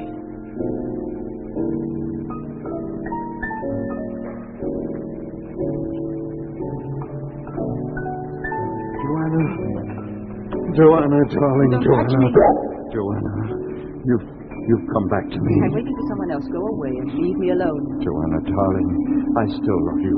Can't we forget these past 5 horrible years and begin again? Don't be ridiculous. We're a different species now. I'm not of your kind anymore. Go away. Joanna. You're nothing to me, nothing. My time, our time to rule is coming soon. Sooner than even I realize. You've been listening. You've been listening. Joanna.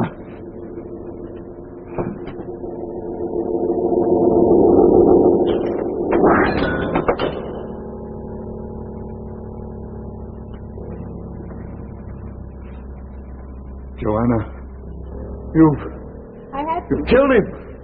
He heard us. But you killed him in cold blood. Why? He might have told others. We're not ready yet. I can't wait. So you decide just like that. You destroy just like that. You're not human. You have no feelings for me or for anyone. You've got too much power, Joanna. There's no one to stop you. Get rid of anyone who stands in your way. You're ruthless, hard, cold. That's what you are. A menace, a terror. Heartless, godless. No one is safe while you live.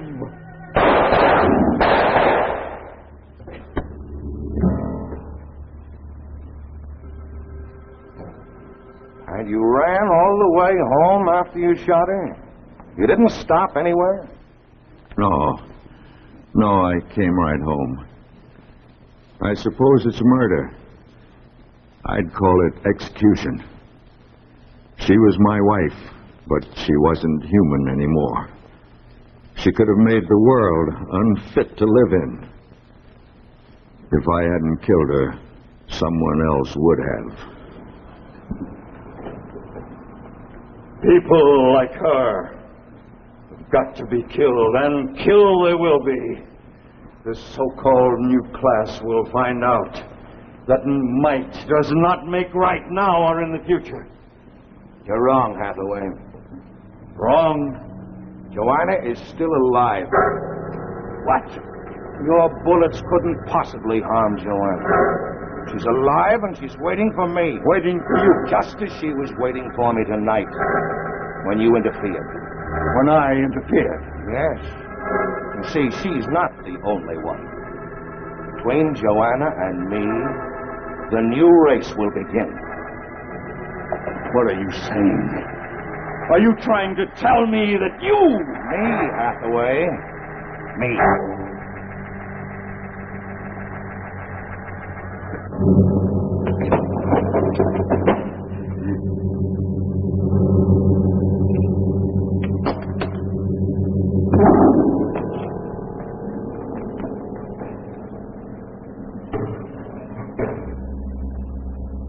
secret's got to be kept a little while longer.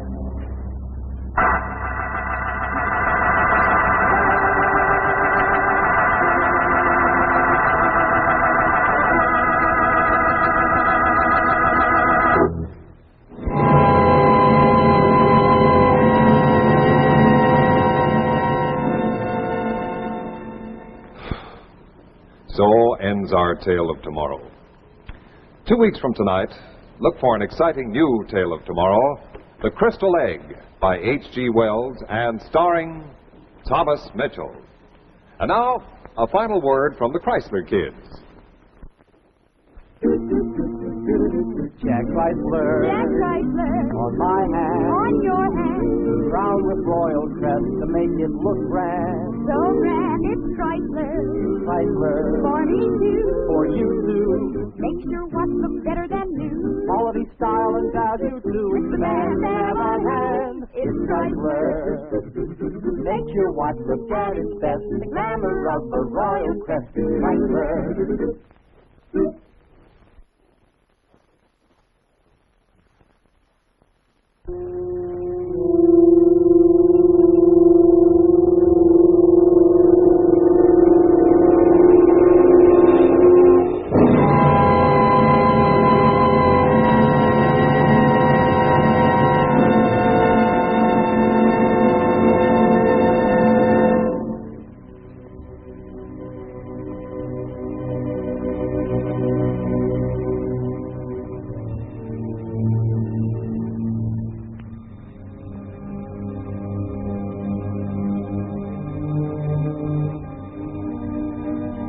Monday's Gowns by Bonwood Teller.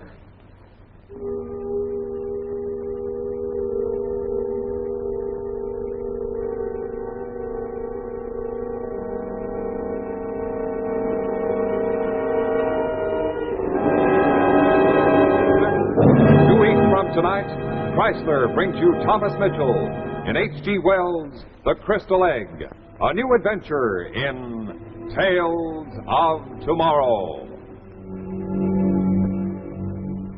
Remember, next week you'll thrill to Tales of Tomorrow, the exciting science fiction show presented by Jacques Chrysler. Men, make your watch look better than new with Chrysler's handsome Monte Cristo expansion watch band with a richly enameled crest. And ladies, see how Chrysler's new flirtation watch band adds jeweled beauty to your watch. Remember, look for Jacques Chrysler at your jeweler. It's the name that means quality in watch bands. The preceding program, originally telecast by ABC in New York, has come to you by special video recording. This is ABC, the American Broadcasting Company. Will have aches and pains tonight. Will you? Will you?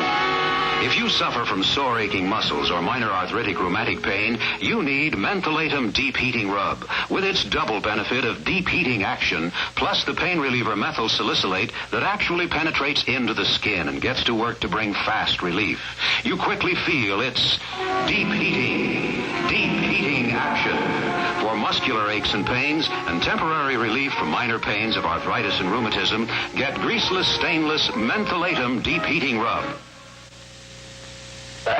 Big colds? Little colds. Mentholatum ointment works in seconds to open stuffy nose. Relieves mild chest cold tightness for hours.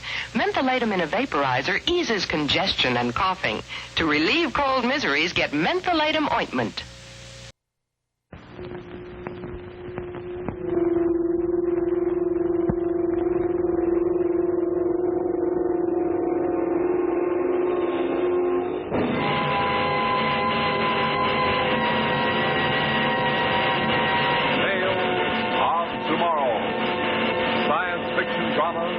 That explore the unknown. Presented by Jacques Chrysler, the name that means quality in watch bands.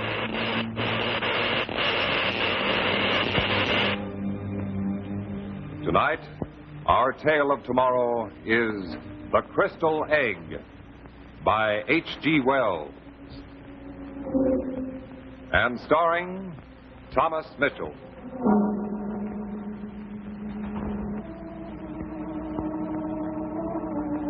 What would you do if you thought someone from another world was watching you?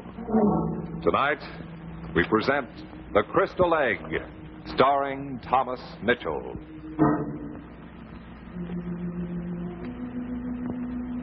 My name is Vanyek.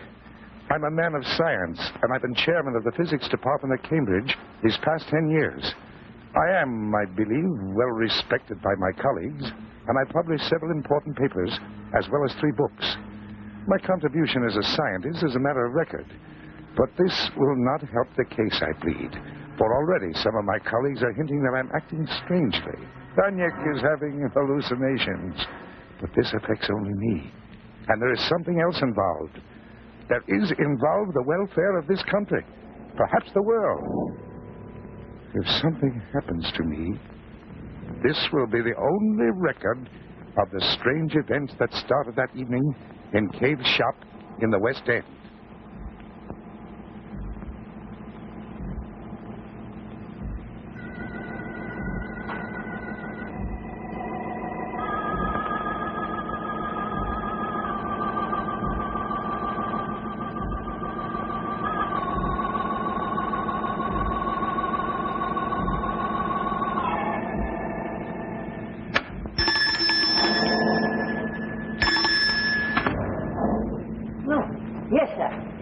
Something I can show you, sir? Yes, the crystal egg in the window. I should like to buy it. The crystal egg, yes, sir. It's an interesting piece, sir. So, here we are, sir.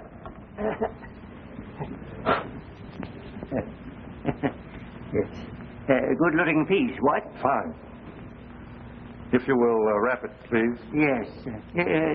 Excuse me just a minute, sir. Doesn't seem remarked. Well, why don't you look in the book? It's part of that junk we bought from Parsons. Can't be worth more than 10 bob. We only paid 2 quid for the lot. No, it's not listed. Are you wrapping it? Seems in a powerful hurry, that one. When the customer seems anxious to buy. I haven't much time. Yes. We haven't discussed the price. That'll be £5. £5 for a piece of crystal? Oh, but sir, this... I'll give you £1. £1? Ah! Oh, dearie. Oh, you shocked my wife. Oh, £1 indeed. No, sir. The price is £5 under steel at that, sir.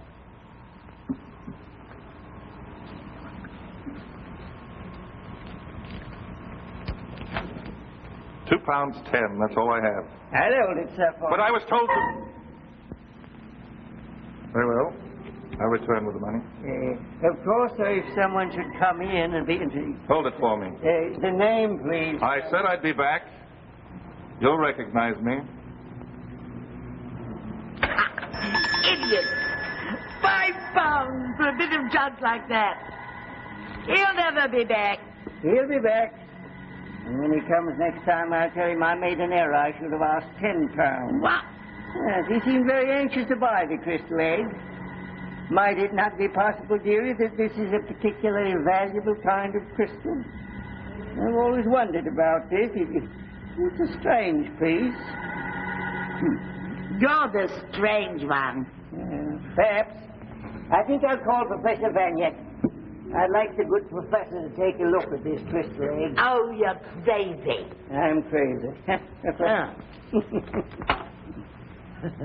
Was I? Wait. Professor Vanyek. This is Cave. Yes, Cave of the Curio Shop, sir. Yes, I have a favor to ask of you, Professor. I came so close, so terribly close to telling him I was too busy. I'd purchased several items from his shop and paid well for them, so I owed him no favors.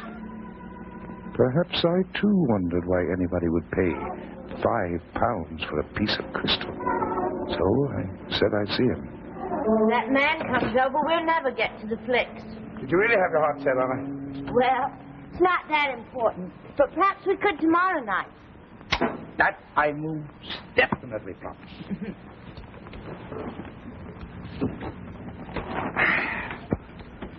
Do I disturb you? I mean, can you get your work with me done, with me hanging around here and all? I'd say you were a slight disturbance.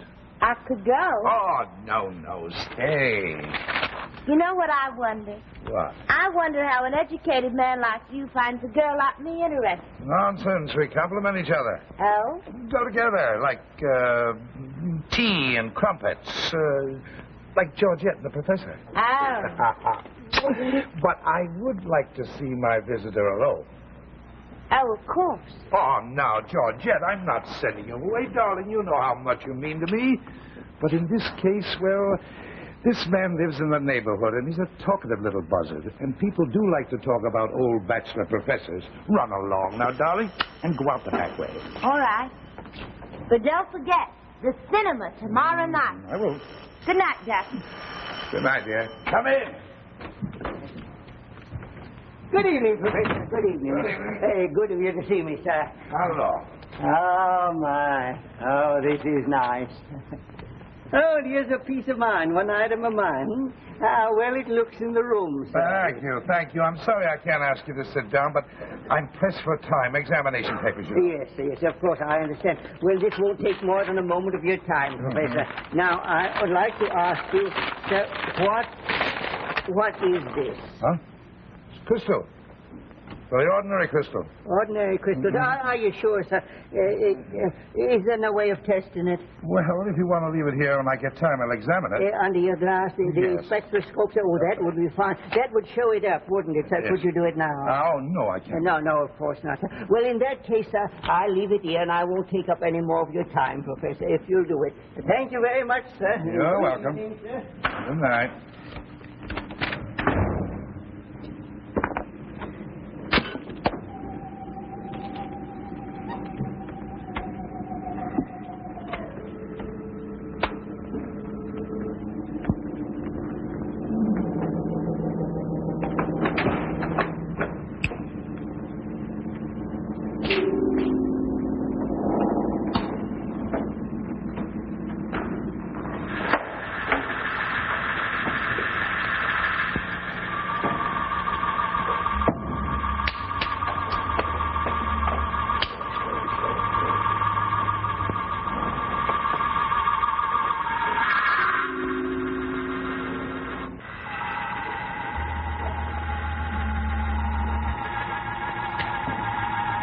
I worked all night. I couldn't stop. In all my years of research, I'd never seen anything like this.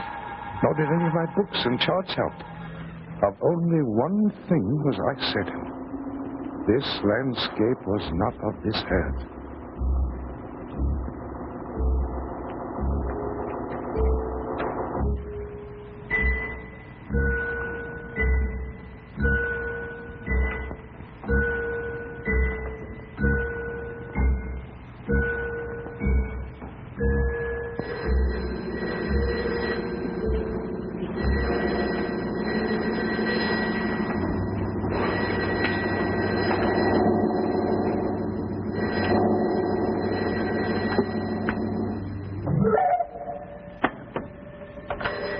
Yes. Is this Professor Verne?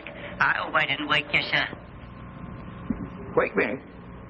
So, what time is it? It's 9 o'clock, sir. Have you any news for me, sir? News? Okay. Yes, I haven't had time to take a look at your crystal. Oh, but, sir, the customer's coming this morning. Stall them off. Maybe I'll get a chance to look at it this morning. Call me later. The crystal became my life. I didn't even go to my classes. I worked feverishly. And I began to make progress. Slowly but certainly, the strange landscape in the crystal became clearer and clearer. I was able to distinguish certain features of the terrain. Landmarks became visible. The spectroscope readings indicated that the atmosphere of this landscape was different from ours. The mineral content of the mountain ranges were of no earthly origin. There was only one possible conclusion. I was looking at another planet.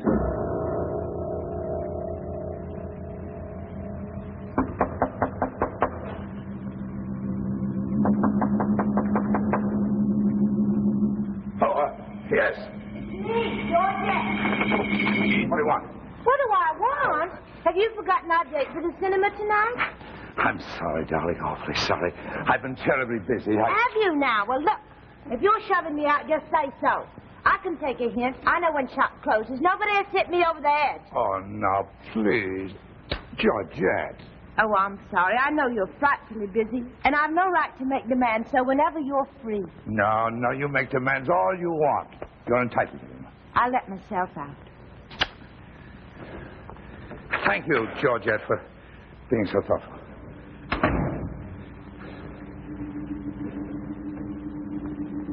My brain was reeling. I was exhausted, feverish. But there was no stopping.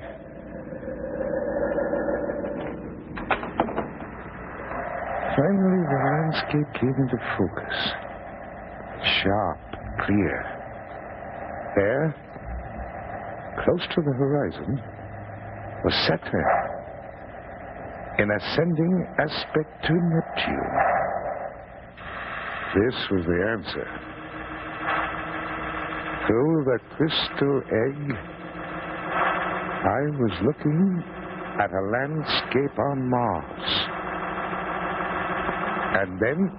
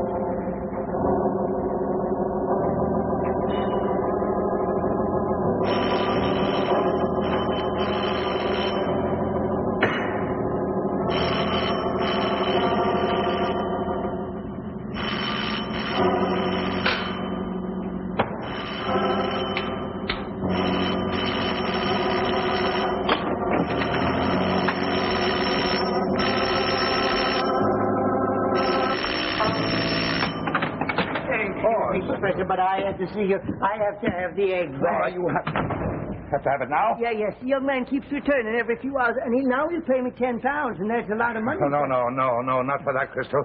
You let me keep it a few days more. No, I'm sorry, Professor. Is it... No. Hold on here. Now, you listen to me for just a minute, Mr. Cave. Look, now listen carefully. That crystal, it has a world inside of it. Here, let me show you something, Cave. Come in here to my workroom. Here. Now, watch. Watch carefully. Watch. The room has to be completely dark. Now you watch, Cave. Cave, come back here. Don't sell it, Cave.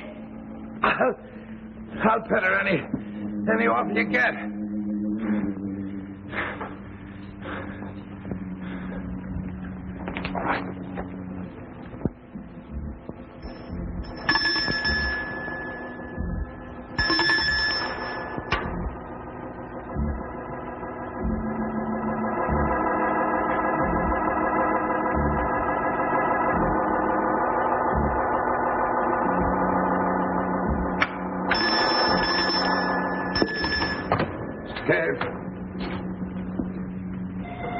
Mr. Cave. Oh, John is supposed to be lost. We're close, can't you see? Oh, it's you, Professor. Oh, he was a good man, Charles. He was a good man. He had his faults, but who hasn't? What happened? Haven't you read it? Splashed all over the morning papers it was. Oh, it's horrible, horrible. His head all bashed in. What has happened? Where? In an alley. They left him to die in an alley. Beasts. They must have been. They? The police said it must have been at least 2 of them, the jobs they done. But the egg. Please. Mrs. Cave. When the police found it, did they find the egg? I meant to ask you about that. Where is it? Why, Mr. Clarke took it last night. What? I don't believe it. Didn't the police mention it? Say anything about it? No. No. The man who wanted to buy it. What did he look like? Look like what? He looked like a man, of course. What do you suppose? Oh, yes. See? He looked like a man. Yeah, well, yes, I know. He looked like a man. He's a queer one, he is. Wouldn't be surprised if he'd stolen it himself. Professor Hook.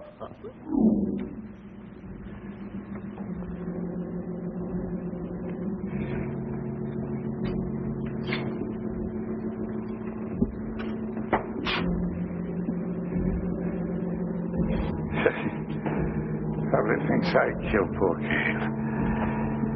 If I told the police I saw Cave last night, they wouldn't believe me without that egg. The egg? Where is it? Who took it? Without the egg, nobody believed me. My story means nothing without the egg. Even my colleagues wouldn't believe me. With the dean? Yes, Vanyek. Mana's in a crystal egg. Well, Vanyek, there's no need of my telling you, I suppose, that your story has been making the rounds of the faculty room. No, I don't care to discuss the matter. But if it should be brought to my attention again, I'm afraid I shall have to resort to some course or other. Poor man. He's insane, that's what he is. He believes it. He must be insane. Nice old Vanyek. Mars. Imagine, he says he's seen Mars in an egg. Fools! Can't they understand me? Can't they hear me? It's eating you up. Why don't you let it out? It's that egg, isn't it? That thing. Look at me, Georgette. They only know me as a scholar. You know me as a man. You know me better than any one of them. Tell me something. Am I mad? Tell me. Have I gone mad? Oh, no, Frederick. If what you say is true, if the egg is dangerous, if it must be found, then I believe it. I believe anything you say is true. It is true. It must be true. It has to be true. I'll see my friend Walker. If he'll publish my story, well, then they'll have to believe it. They'll have to believe it.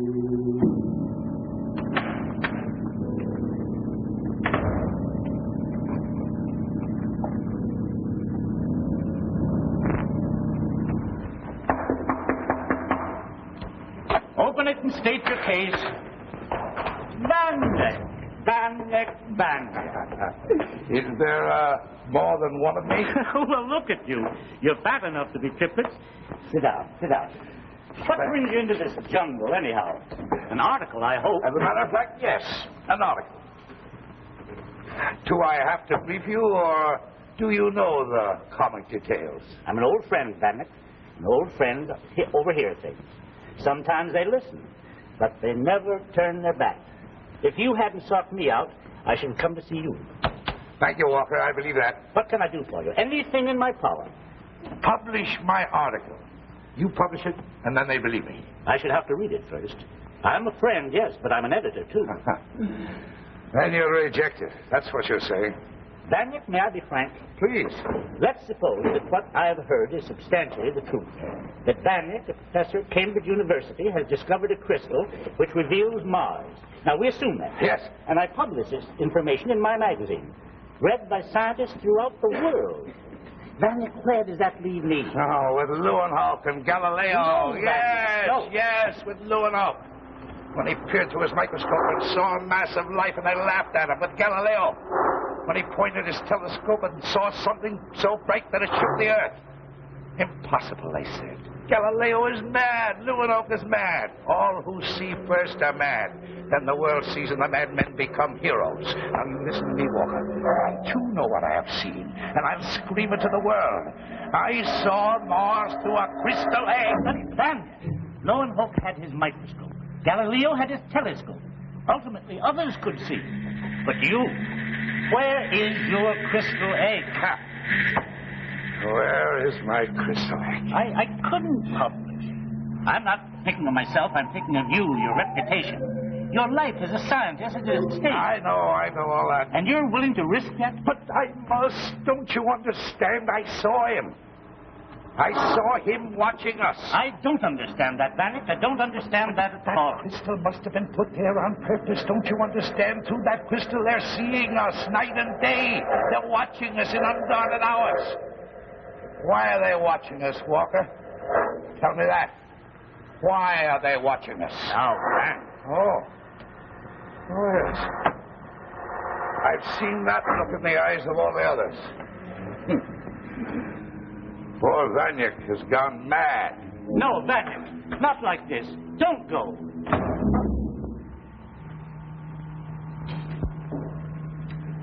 This is my story. Here's the record. Listen to it well. For if I'm to meet the same fate as poor old Cave, and something tells me this is so, then perhaps what I've recorded here may impress my esteemed colleagues. Somewhere in our world the crystal exists. Find it. Find the crystal. For through it they're watching us. Watching our every move.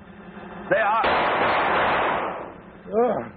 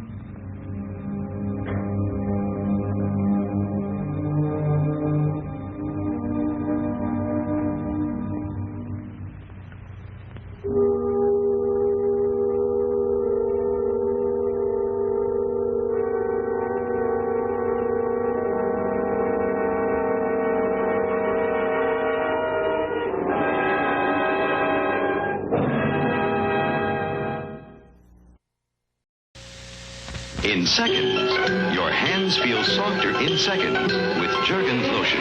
Jergens, in its new shape, has new softness, penetrates fast, puts back softness, water washes away. Your hands feel softer in seconds with Jergens lotion. Get this dispenser free when you try Jergens' new extra softness. Buy the large size Jergens lotion and get a dispenser free. More Jergens beauty news. For a lovely complexion that men admire, use new Woodbury Beauty Bar, the soap with rich beauty lotion in it. You wash natural beauty back into your complexion with Woodbury, because its lotion mild lather moisturizes as it cleanses. Get new Woodbury. Look for the special offer at your store now. Woodbury, for the skin you love to touch.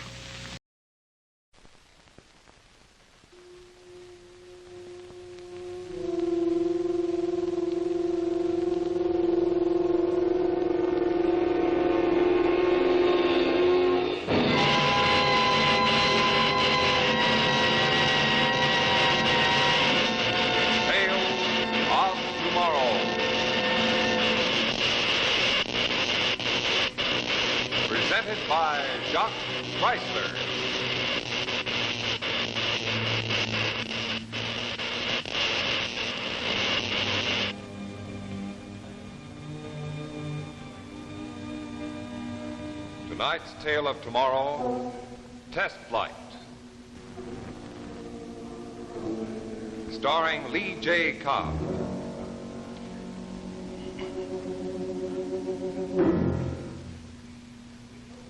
Hello there. Say, I wonder, would you mind very much looking at your watch right now? Oh, no, not at the time, but at your watchband.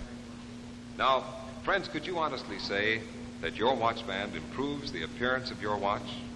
Well, it should. That's what Chrysler believes. Here, I'll show you. Just take a look at this jeweler's window. Now, here you see Chrysler's new watch bands. Now, for men, there's Chrysler's Monte Cristo. For women, there's Chrysler's Flirtation. And speaking of flirtation, here is one of history's best examples, Madame Pompadour. She was the Lana Turner of her day. No man could resist her. She knew the art of fascination through flirtation. So Chrysler has taken designs from Madame Pompadour's times and created jeweled watch bands called Flirtation. This jeweled look is really high fashion today. So Chrysler's Flirtation watch bands really beautify your watch. In this Flirtation watch band, Chrysler uses genuine hand-carved cameos. In this one, Chrysler features baguette rhinestones. And here is another Chrysler style, individually set round rhinestones. Now let's get practical. Suppose you're washing dishes. Just slip these bands up out of the way. They're expansion bands. All Flirtation bands come gift packaged. Have your jeweler show you how Flirtation can give your watch that new jeweled look. And good news, Flirtation costs only $10.95, tax included.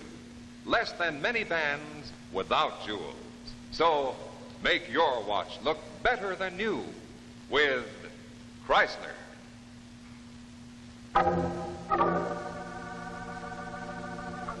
If money was no object and a man was determined to build an interplanetary spaceship, what would happen?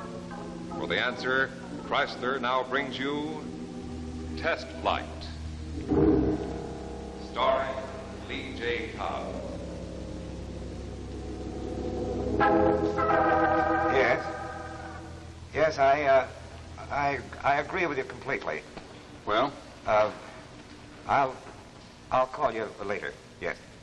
Has the committee decided what kind of pink tea it's going to serve? Well, we've decided, Wayne, that an undertaking like this requires a general meeting of the board of directors. No. But, Wayne... I gave you exactly 2 minutes to come to a decision. Now, what's it going to be, a green light or a stop sign? Well, Wayne, it's hard to conceive of this type of venture on a moment's notice. I doubt if even you've thought this thing through enough. Davis, I've lived this day and night for the last 6 months. I've read every book, every article on space travel I could lay my hands on. Spoken to every astrophysicist in the country. I know what I'm talking about. Look at this. These charts. We got to fly out of here first. Break out of here. That's what we'll do on our first test flight. Break out of this into the stratosphere. Wait a minute. Here's a velocity chart. Shows how fast we have to go to get beyond our atmosphere. Break out of here and we're on our way. But Wayne, why gamble millions on space travel? Progress, gentlemen. I'm always for progress. Than anything we ever dreamed of up there. Well, and I'm going to be the first man to find them. This is all very well theoretically. Wayne, even you, a spaceship. In view of the initial expenditure and in view of what Marty says about the ship, that it won't fly... You haven't got the guts. Wayne, even for you, a spaceship. That's right, a spaceship.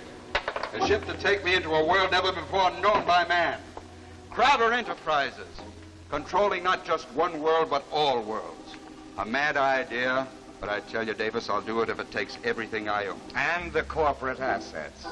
Wayne, as controller of this company, I feel obligated to call your attention to the tremendous cost involved. Okay, you called it to my attention. All right, Wayne, all right. We'll go along part of the way, but if we should find ourselves sinking all the way, Davis, we'll go all the way. Remember that. Well, I don't know, Wayne. I'd have to sleep on it. That's right. You do that. You sleep on it. I start now.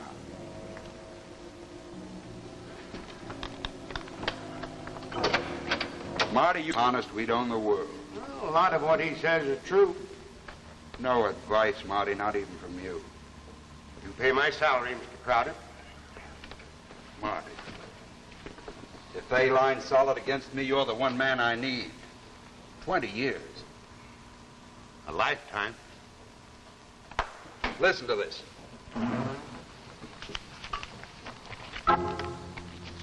Crowder's gall in tackling the impossible at times verges on mania, as witness his introduction of superjet atomic engines on his commercial air and water line. But this man has always succeeded, and if and when the first rocket shoots into space, Crowder will be on it. Is that why you're doing it, Wayne, to fulfill a magazine's prediction? Think of it, Marty, the first man to conquer space. You've got to get way up to reach a star, Wayne. If you fall, you're Humpty Dumpty. Translation? Well, I'm your chief engineer. My opinion on the feasibility of this flight may cut no ice, but the cost is my department, and it should interest you. Shoot. The initial cost of building the rocket, plant, personnel, research, equipment, construction, well over $500 million. Go on, keep scaring me. Well, you have to shut down all of the Crowder enterprises in favor of Project Rocket. It'll take every ship, every plane, everything you own. You'll have to scrounge in all parts of the world for material. It may take months, perhaps a year. And you'll be in direct competition with every nation on the globe. You'll be bidding in the open market for steel, aluminum, manganese, tungsten. That plunks you right into the middle of the defense work. Now, if you fight to procure those materials, you'll be the most hated man in America. Until the ship flies. All right, then let's get down to the big point. We spend millions to build our rocket. All right, we can do that. But we can't fly it, Wayne. There isn't an engine in existence to power such a ship into space. I'll find the engine. Where? Bancroft, that campaign I outlined yesterday. Full sweep starting tomorrow morning.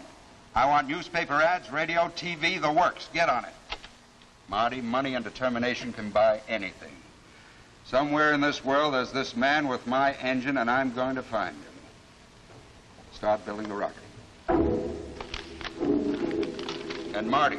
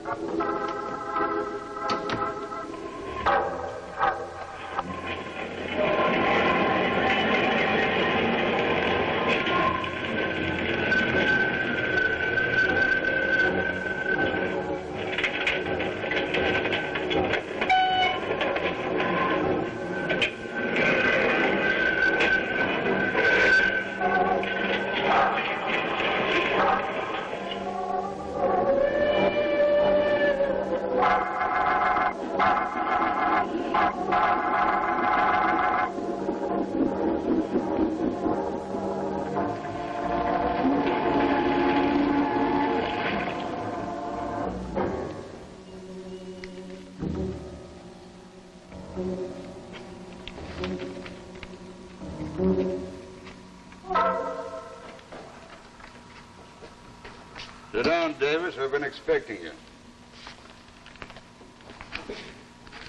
Wayne, since our meeting a month ago, you've spent exactly $20.5 million and still no engine to power your ship. Glad to see you've been keeping tabs on me. I'm controller of the company, Wayne. How do you do? I'm chairman of the board and largest stockholder. Largest individual stockholder, don't forget that. This company's owned by thousands of small stockholders, and I'm going to see that they're protected. They're little people. Yes, but with big voices. Wayne, you've railroaded this thing through. If you fail, you're going to be held to account for every single penny of the stockholders' money that you've gambled and lost. I won't lose. I never have. Well, don't start now, Wayne. I warn you. Don't start now.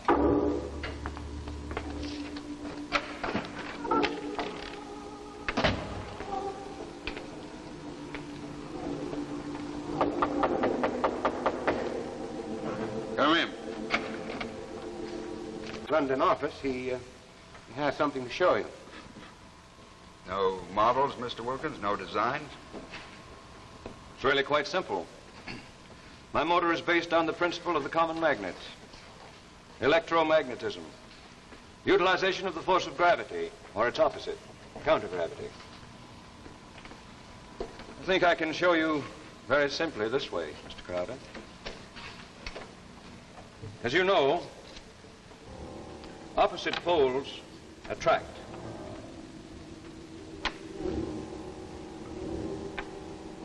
similar poles repel.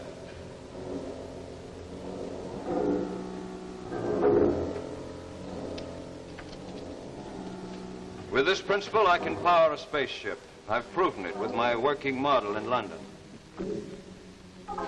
Marty? Yes, London looked into it pretty thoroughly, and I've checked it over. I think it'll work. What do you want? I want to help you build a spaceship. Why? You have your reasons, I have mine. The money? Perhaps. Here's a model of our rocket. It's useless. You'll have to... No, I haven't. Okay, let's get started. One thing I must insist upon. No questioning of basic design. This I demand. This you'll get. And one thing more. I must make the test flight. Why? This is what I've been working for. 30 years, study and work. Space travel is all I know. It's been my life. Okay. We've got our operation set up at my airport in New Mexico. We'll fly out there in the morning. Marty, how many millions does this toy represent? Give it to Davis as a souvenir.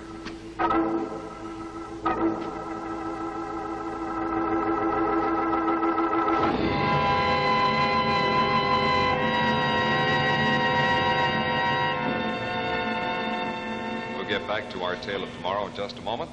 But first, let's look back at the world of yesterday. Let's go back to the days of the famous Count of Monte Cristo. In those days, men were men. They lived daringly, dramatically, adventurously. So now Chrysler, inspired by Monte Cristo's times, creates some dramatic new designs in men's watch bands. Each one of these new Chrysler Monte Cristo watch bands carries a handsome coat of arms. Here, for instance, is the fleur-de-lis crest, an emblem of nobility. And look at this one, featuring a royal crown. Here's the costly jewelry look, rhinestones on simulated onyx. And all Chrysler bands have super-calibrated 7-coil springs for extra expansion, extra flexibility. Even the Monte Cristo package is something special. It's Chrysler's unique pistol box. But best of all, these new Chrysler watch bands cost only $12.95, tax included. Less than many ordinary watch bands. So, buy the Chrysler Monte Cristo at your jeweler. Make your watch look better than new with Chrysler.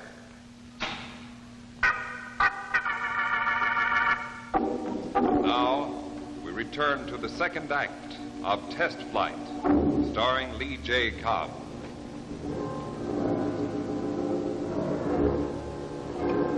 Yeah, and see that the stuff gets down there on time. Right.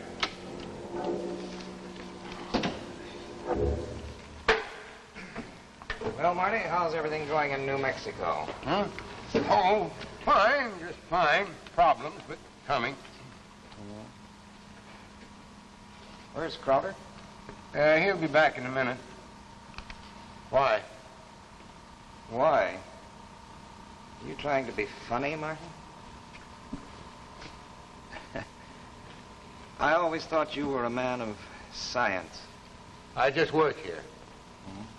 You work for the corporation, too. Don't be too loyal to Crowder, or you're liable to find yourself as out as he is. Look at that.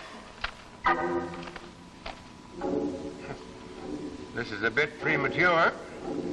What if the ship does fly? Well, it'd better fly soon.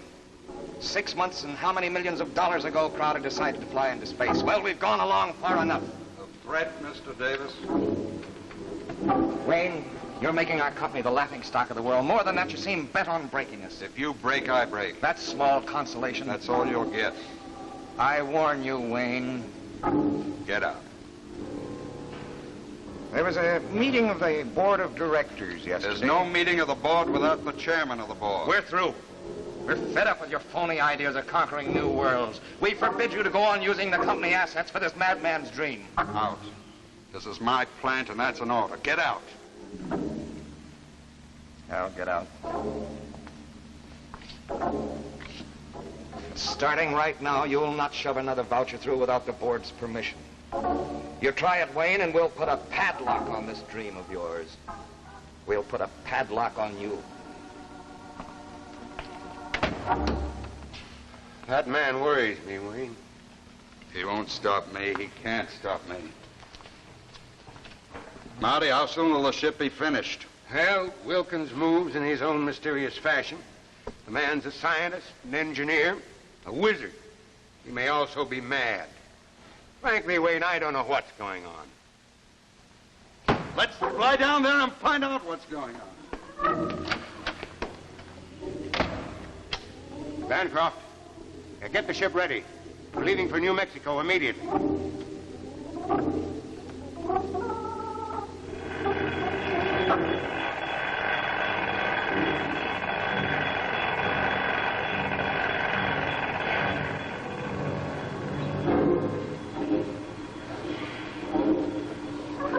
We're now in phase 3.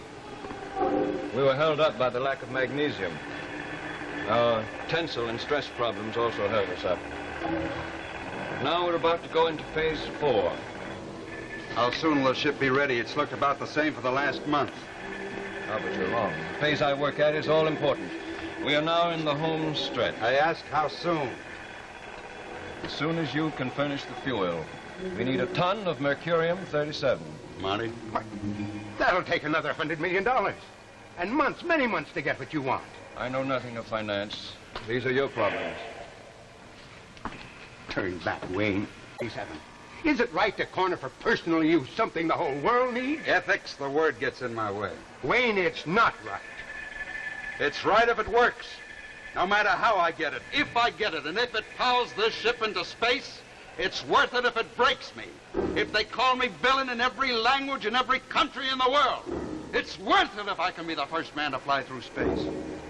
How about this, And that, Wayne, but it's a big issue. Well, maybe we can keep it on the QT, and with your name on it, I think we can swing it. Right. Congo, Gilbert. The Paris crowd's in the bag. Sure, Belgian Congo.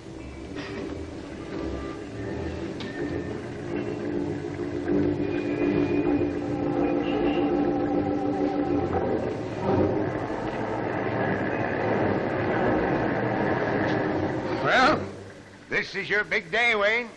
I waited for this a long time. A long, long time. And if it doesn't fly? It'll fly. How soon are we ready to go up? Very soon. We've fueled up. Now just a little checking on the motor. I thought we're through with that phase. It needs rechecking. We must be precise. You said we'd be ready to take off today. Perhaps. And again, perhaps not. We must be precise. Listen, my secret little friend. I've played a blind game of cards with you and with a partner who won't let me see his hand. I'm fed up, you understand? Who does he think he is?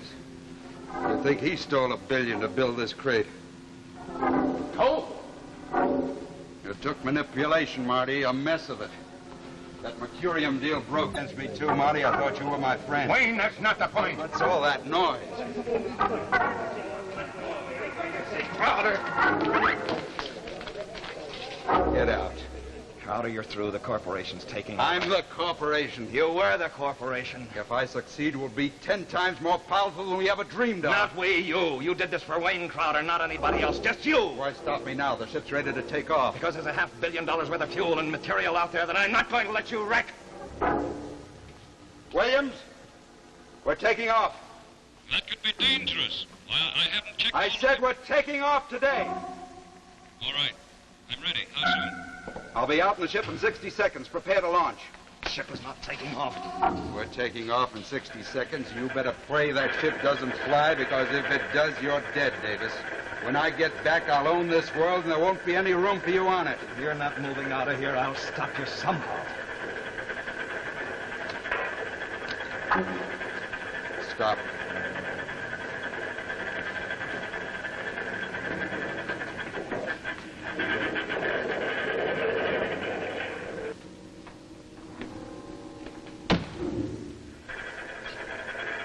Called your bluff, Davis.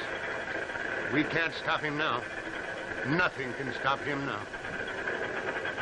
I hope it's closing bits.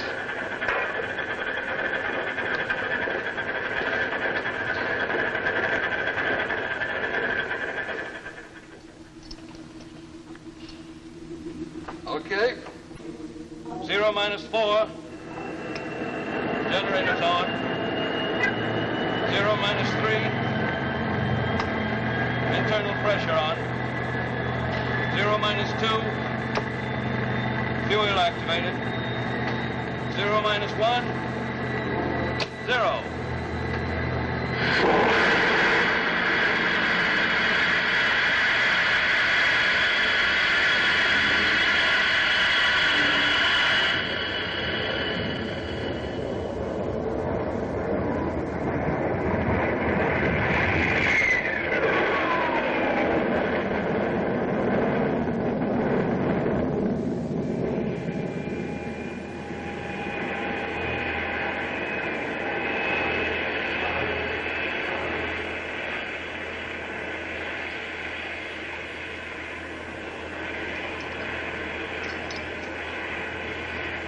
Get up now, Mr. Crowder. We're in the stratosphere. I've conquered space. I said I'd be the first man to conquer space. I'll be the richest, most powerful man in the world. Look at it. The earth at my feet. I built this ship to go to Mars. Turn back! Turn back! I can't, Mr. Crowder. If we kill me, we'll never hit anything. You can't move them, Mr. Crowder. The controls are frozen. I'm going home to my planet Mars. Home? Mars? Yes. You see, Mr. Crowder, it wasn't wealth and power that brought me to you. You wanted to build an empire on Mars. I simply wanted to go home.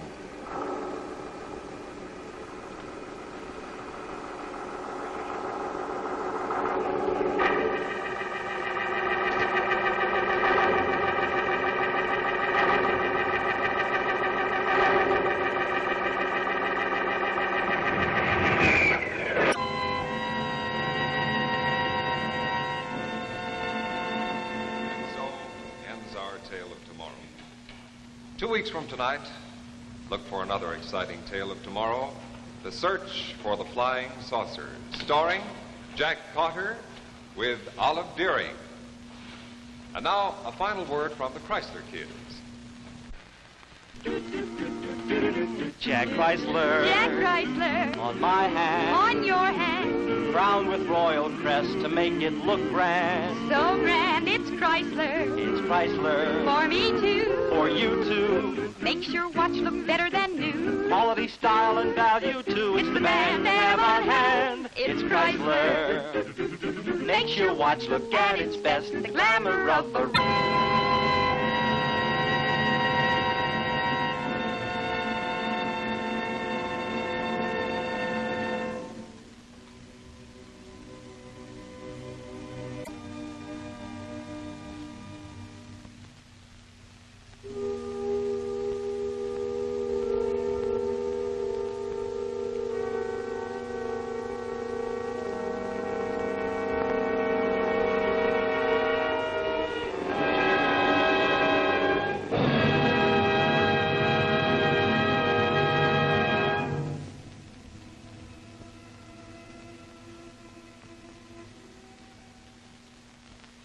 Men, make your watch look better than new with Chrysler's handsome Monte Cristo expansion watch band with a richly enameled crest. And ladies, see how Chrysler's new flirtation watch band adds jeweled beauty to your watch. Remember, look for Jacques Chrysler at your jeweler. It's the name that means quality in... Brushing teeth is like practicing the piano. There's one correct technique. That That's why Sunbeam created an electric toothbrush that automatically brushes up and down, the way most dentists recommend. 1,800 times a minute. The new Sunbeam cordless hygienic toothbrush. Just 35 seconds brushing with the Sunbeam gets teeth completely clean, free of film. These diagrams show how clinical tests turned out. On the average, 35 seconds brushing by hand left film like this. But 35 seconds brushing with the Sunbeam Hygienic left teeth looking clean as this. Laboratory photographs prove it. Just 35 seconds brushing with the Sunbeam gets teeth completely clean. And it's rechargeable. There's no electric cord to worry about. Give your family this better protection against decay. You know you can trust the name. Have you wondered about those flying saucers? Then watch as Chrysler brings you The Search for the Flying Saucer, starring Jack Cotter.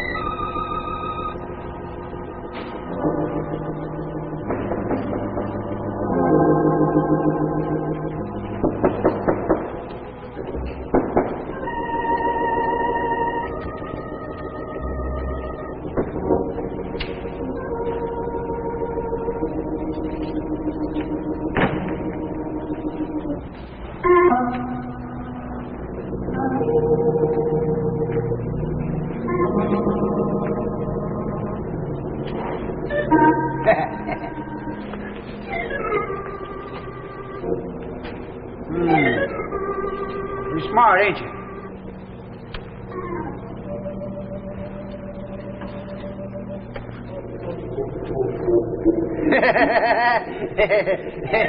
Good move.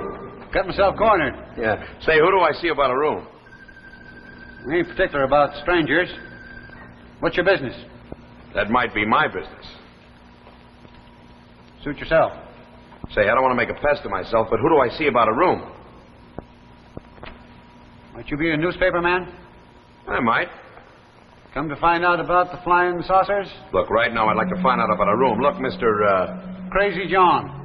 Just call me Crazy John. It's all right. Can't hurt my feelings. Nobody can no more. They done all they can to me. They? Now you're asking questions. I'm going to have to check up on you. Well, don't you think I won't either. Hey, wait a minute. What about the room? Who do I... Oh, I'm sorry. I was taking a sunbath. Well, don't apologize. I'm not apologizing. Say, I just got in town. I can't seem to find a place, and I can't get any dope out of the old character. Could you tell me where I could find a room? You've come to the right place. Matter of fact, the only place in town. I'm Jenny Walker. Vic Russo. Hi. Won't you sign our guest register? Sure. Mr. Russo? How long do you plan to be with us? Oh, I really don't know. $25 a week, including meals. Incidentally, I'm a terrible cook. Say, don't tell me you're Mother Walker. No, I'm a daughter. Oh. We bought this place about 2 years ago, and then Mother couldn't stand it, so back she went to Chicago. What brings you to our fair city? Oh, a visit, is that unusual? Well, it is a little bit out of the way. Are you a newspaper man? Good guess. I don't know. About the only transients here in town are the reporters come to unearth the deep, dark mystery of our flying saucers. You know, if you'd seen one, that might not strike you so funny. Are you kidding? Oh, look, if you're here on assignment to look into all this, Look, I'm sorry. It's my fault. Look, could you show me to my room? I'm a little touchy. Yes, surely. Nice? Yeah, looks fine. Come on, I'll help you unpack. Oh, that's okay. Thanks a lot. I'm a little tired. I had kind of a rough trip. I think I'll take a nap now, if you don't mind. Oh, surely. If you want anything, the bathroom's upstairs in the garage. Thanks. Thanks a lot. That's swell.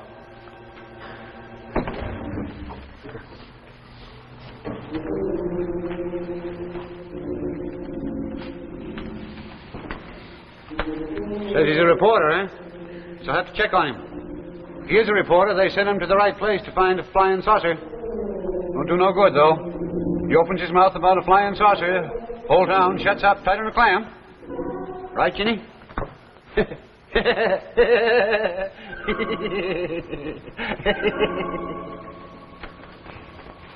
How long you say you've been in town? I've been in town a couple hours. What paper you from? I'm with the Daily Globe in New York. Say, we're interested in reports of flying saucers spotted around this area. Sorry, never saw any. Well, do you know anybody who has? Nobody. Sorry. Sorry. I've heard that 20 times in a few hours I've been here. Sorry, we can tell you anything else, but don't talk about flying saucers. Why?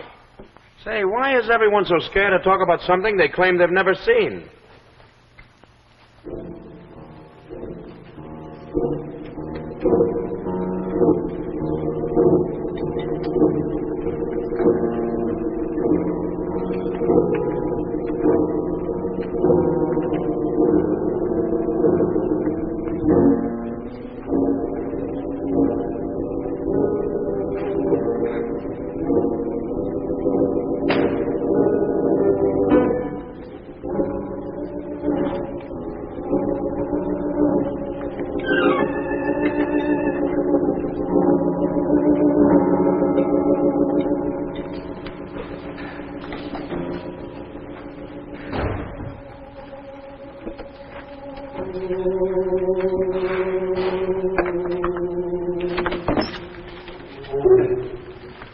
Thought I'd help you unpack. How'd you get in here? The hairpin. Seen him do it once in the pictures. Worked fine. Now, listen, old man. Now, take it easy. I'm kind of fragile. What were you looking for? Nothing particular. Just checking. There's a law against this kind of thing, or doesn't that interest you? Not particular. You've been hipped on these flying saucers for quite a while, ain't you, Lieutenant? You did a thorough job, didn't you? Army grounded you for seeing too many flying saucers, didn't they? Army don't like their pilots seeing too many mirages like flying saucers.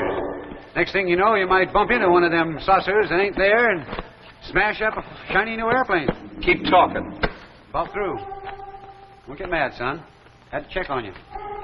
Had to find out if you was on my side. Never can tell. You're one of them or one of us. One of whom? Them. Them what comes in on the saucers. Then there are saucers here. They've been spotted here. Man, they land them here. That's what they do. Over in the hill over there, they land them and then they pull them into a cave. Ah, man, I seen plenty. And the rest of the town? Can't tell. Some of them clam up because they're the ones that come in on the saucers. Well, the rest are just scared. They seen him, but they're scared. Scared out of their britches. Why? Why are they scared? Oh, they got reasons. Real good reasons. Don't scare me. No more they don't scare me. Got something to show you. He'll knock the eyes plumb out of your head. You wait right here. Now, don't you move. Don't you move. All right.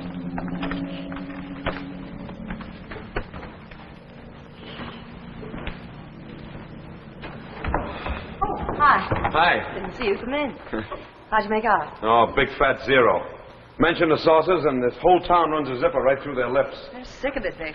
The publicity, it makes us all out to be fools. Oh, that's too pat. They're not tired or resentful. They're just frightened. They're frightened of something they claim they've never seen. Claim? They haven't seen any flying saucers. Oh, but they have. I know they have. Vic, why are you so excited about this? I'm a newspaper man.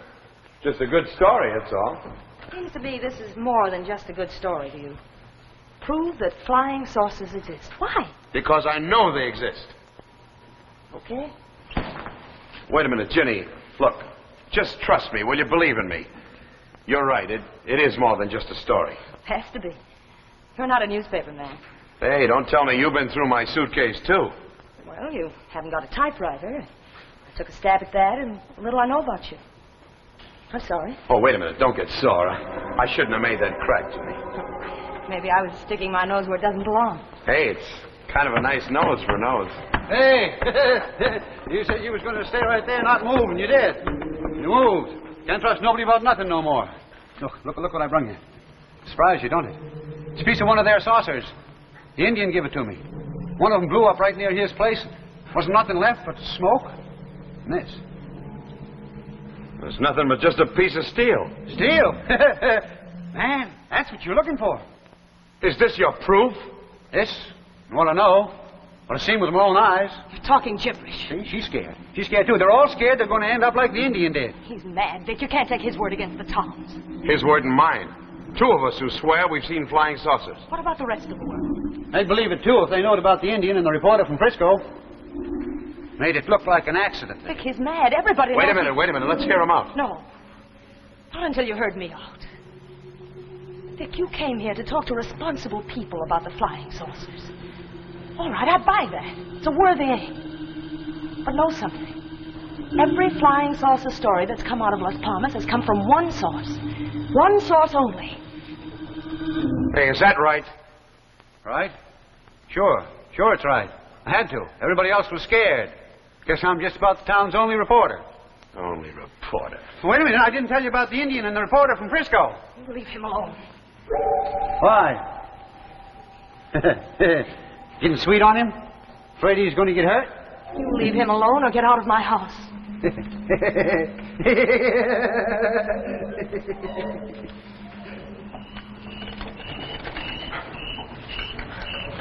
I'm sorry. It's not your fault. I knew you were going to find out about the flying saucer story sooner or later. I didn't want you up on a cloud when it happened. Don't believe me either, do you? Think I'm crazy, huh? Crazy Vic and Crazy John, the flying saucer boys. Please, Vic, stop it. Now, wait a minute, Jenny. Listen to me. All right, maybe I was taken in by a crazy old man who showed me a hunk of steel, okay. But, Jenny, I know what I saw, and I saw a flying saucer. Not just something way over yonder behind a hill. Not just a streak of light in a dark sky. Not just a creation of a sick mind that was molded into the shape of a saucer. I saw it, Jenny. It was close enough to reach out and touch. There it was at my wingtip, then back at my tail, up and down all around the plane. Jenny, this thing was trying to fight me. It was trying to destroy me. I can't be wrong about that. Nobody can tell me I'm wrong. All right, Vic. If you say it, I believe it. I believe you, darling.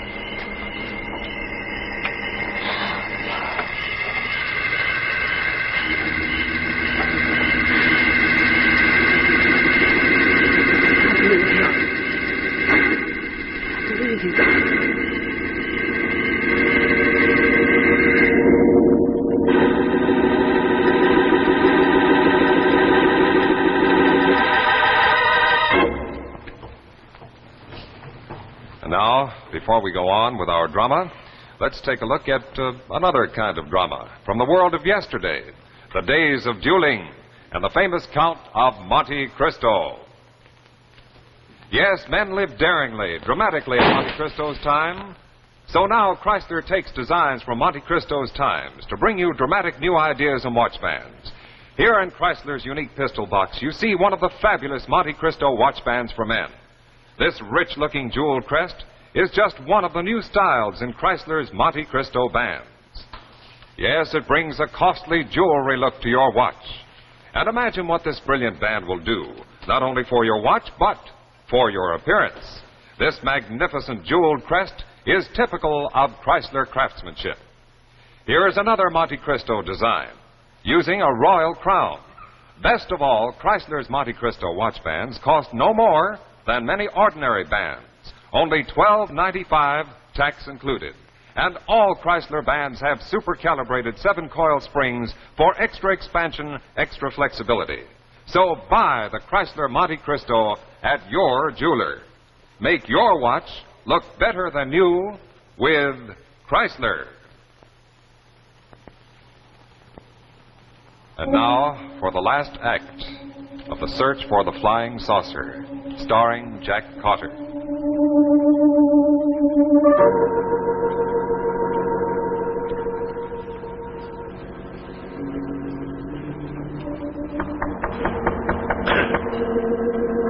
It's open.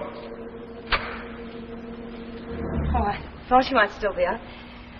Would you go for some coffee? Yeah, guess I would. I'll do better than that. I'll get it for you. Jenny, darling. Vic, why must this be this way? You said you loved me. You came into my life and turned everything upside down, and now you're going away. Why? Honey, I try to explain all that. 3 hours ago, you held me in your arms and said you felt as if you'd found a home. You said you loved me, and then said not to get involved, that you were leaving in the morning. I think I've a right to ask why. Honey, you got every right to know. It's about time you knew something about me. I know enough. I know I love you. Here, wait a minute. Here, look at this. Recognize that? Army flight cap. Special War Department orders. Reassignment. What it really means is they figure any guy who's seen too many flying saucers, maybe he's a little air happy, so they figure the best thing is to keep him on the ground. Okay, you were grounded by the Air Corps. Big deal. Big deal it is to me. Flying's my whole life, and they won't let me fly. I will, Vic. Honey, tell them it was all a mistake. Oh, I can't. What can you do? Tell me. I'd really like to know. I can prove that the saucers exist. That's what I can do. Vic, how can you find saucers when there are none? But there are. There are saucers. There are hundreds of them. Here, look at this. Flying saucer stories. Spreading from coast to coast over the last 4 years. Here, doctors, scientists, chemists, housewives. Here, look at this. 12 kids in Spokane, Washington. Sure, we saw the saucers. 12 of them flying in formation. Here, look at this. A restaurant owner in Mojave, California. Don't tell me it was a jet. This thing moved faster than any jet I ever saw. A minister in Boston. Here. 4 fishermen in San Francisco. And 7 reports from right here in Las Palmas. I tell you, they've all seen saucers. They've all swear they've seen them. And Ginny, I swear it too.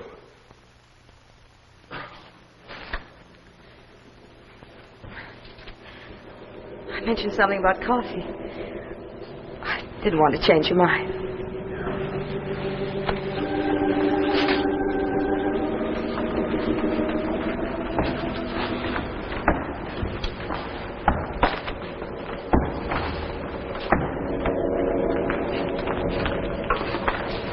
Hey, you going someplace? I told you you'd say I was crazy. How'd you like to catch a glimpse of a flying saucer? Flying saucer? You mean another one of your pieces of steel? Don't forget that. I'd have known you wouldn't have good enough sense to appreciate that. Nobody does but me and the Indian. He seen him, the Indian did. He chased one halfway across the field and up a cliff. Then they found him killed. Care to make a trek with me? They landed another one tonight. Can't see it from here, but if we was to go up by the Indian shack and talk to Maria, that's it, we could talk to Maria. Well, wait a minute. Let me tell Ginny. No. She'll just talk you out of it like she did before. Come in and stay. Okay, let's go.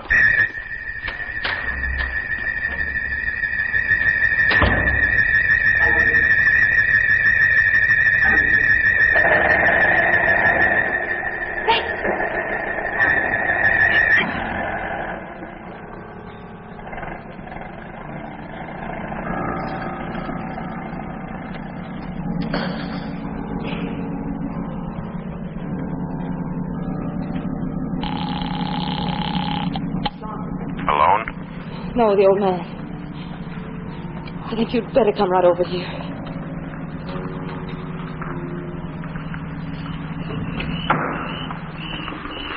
Man, are you getting tired?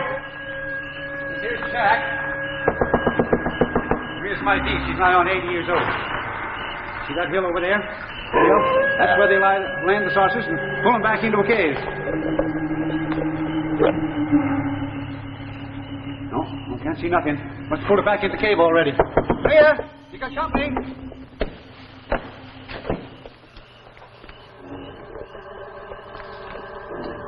Maria?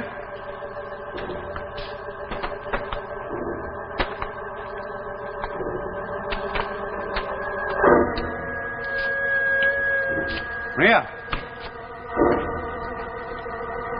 Must have come and got her. First the Indian, and the reporter from Frisco. Now Maria. All of us who've seen the saucers, they come get us, one by one. Oh, now listen, old man. This is twice in one night you threw a sucker pitch and I went fighting for it. Now what's the idea of dragging me up here? There's nobody lived here. There's nobody lived in this shack for years.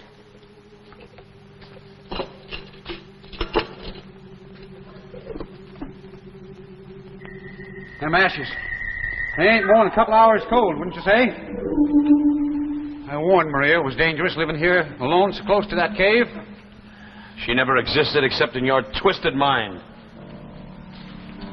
Twisted mind, huh? Is that what the Army said about you? Now look, the Indian knowed this whole area like a man knows his own backyard. Ain't it kind of strange he should all of a sudden fall off from the cliff? Strange no one believes that story but you. I didn't believe it neither. I got me some groceries and I made me a trek up there. Oh, now, wait a minute. You got some groceries and you made a trek up here? With no help at all, with that leg? Now listen, old man, I wasn't born with this bad leg. 14 months ago, somebody shoved me off in a cliff.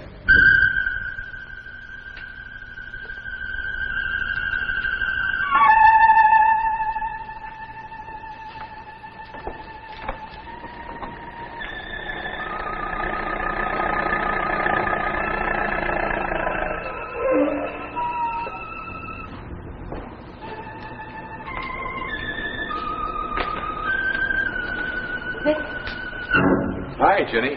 Hey, it's 5 a.m. Why aren't you asleep?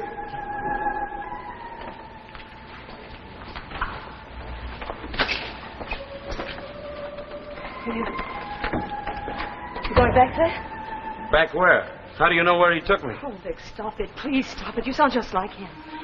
Do you think that old Indian ever blabbered about anything but that Indian and his wife and... Then there was an Indian. An old man. An old man who died 6 months ago of a heart attack or old age. At the foot of a cliff at 2 o'clock in the morning? That's Crazy John's story. Yeah, well, maybe, but it won't hurt to look into it. Anyhow, we're going to get some grub and some horses, and we'll go up there and find out. Then if there's a cave, if there's concrete evidence, great. If not, I'll just have to start and look somewhere else. Vic, please. For me. Please don't go with him. Why? Why not? I don't want you to. It might be dangerous. Only madmen see the saucers, but they're dangerous. There's nothing out in those hills, but the hills are dangerous. Yes. I can't buy that. The only way I can hurt myself is by not seeing this thing through. Any other way, I could never live with myself. Jenny, I've got to find out. Then I can't stop you. No, you can't. But I'll be back, Jenny, and so help me, if this long shot comes through, if John's story is right, it'll mean a new world for me, for you, for the both of us. If I can get some proof, some concrete evidence, some real documents that these saucers have been landing. I know they have. They've been landing here for the last 3 years, landing and discharging passengers. And where are they? Here, in Las Palmas, filtered all over America. You really believe that, don't you? I don't know, Jenny, but I'll find out. I'll find out a lot of things. I'll find out why they come here. Who sent them? What's behind all this? Who wants them here? Jenny, I'll find out a lot of things. Yes, you will.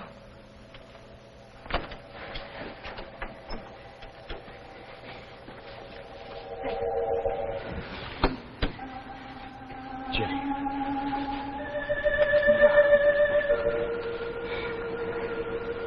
You know something? I could really fall in love with a girl like you.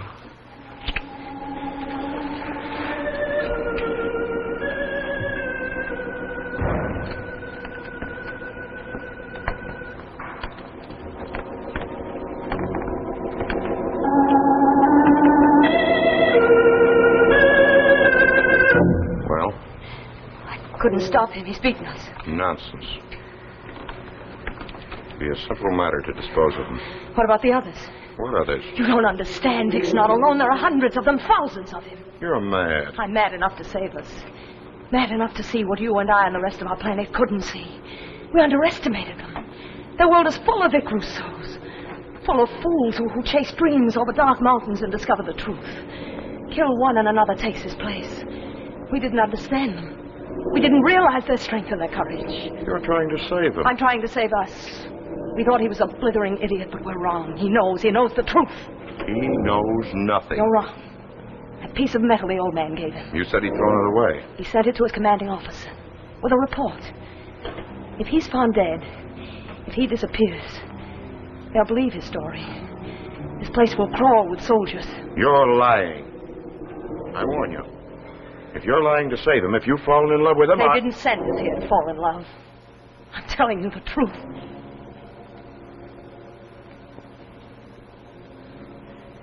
Get ready to leave. We're pulling out. Must I go with you? Need you ask? We're leaving in half an hour.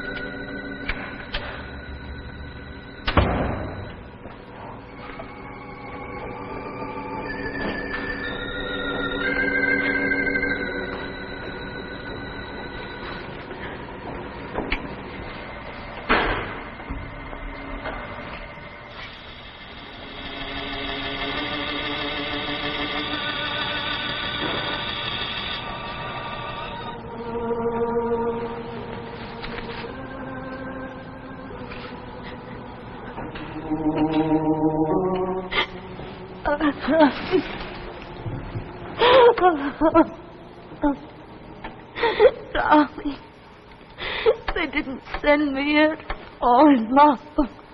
They wouldn't let me stay.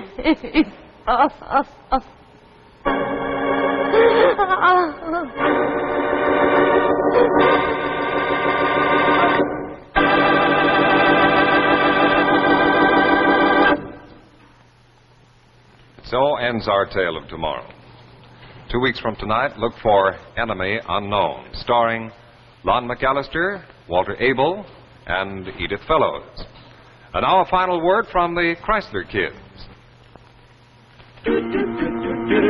Jack Chrysler. Jack Chrysler. On my hand. On your hand. Crowned with royal crest to make it look grand. So grand, it's Chrysler. It's Chrysler. For me too. For you too. Makes your watch look better than new. Quality, style, and value too. It's the man to have on hand. It's Chrysler. Makes your watch look at its best. The glamour of a royal crest. It's Chrysler.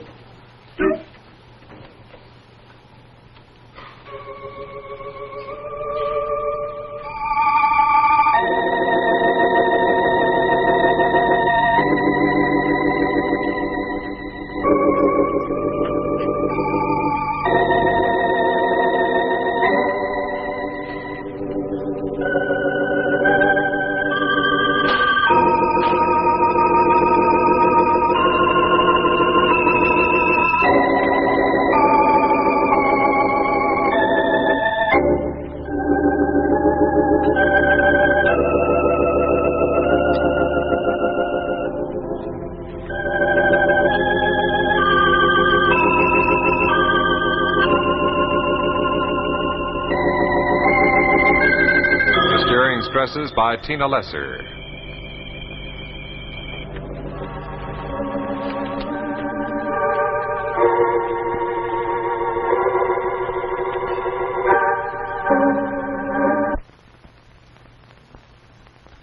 Men, make your watch look better than you with Chrysler's handsome Monte Cristo expansion watch band with a richly enameled crest. And ladies, see how Chrysler's new flirtation watch band adds jeweled beauty to your watch. Remember, look for Jacques Chrysler at your jeweler. It's the name that means quality in watch bands.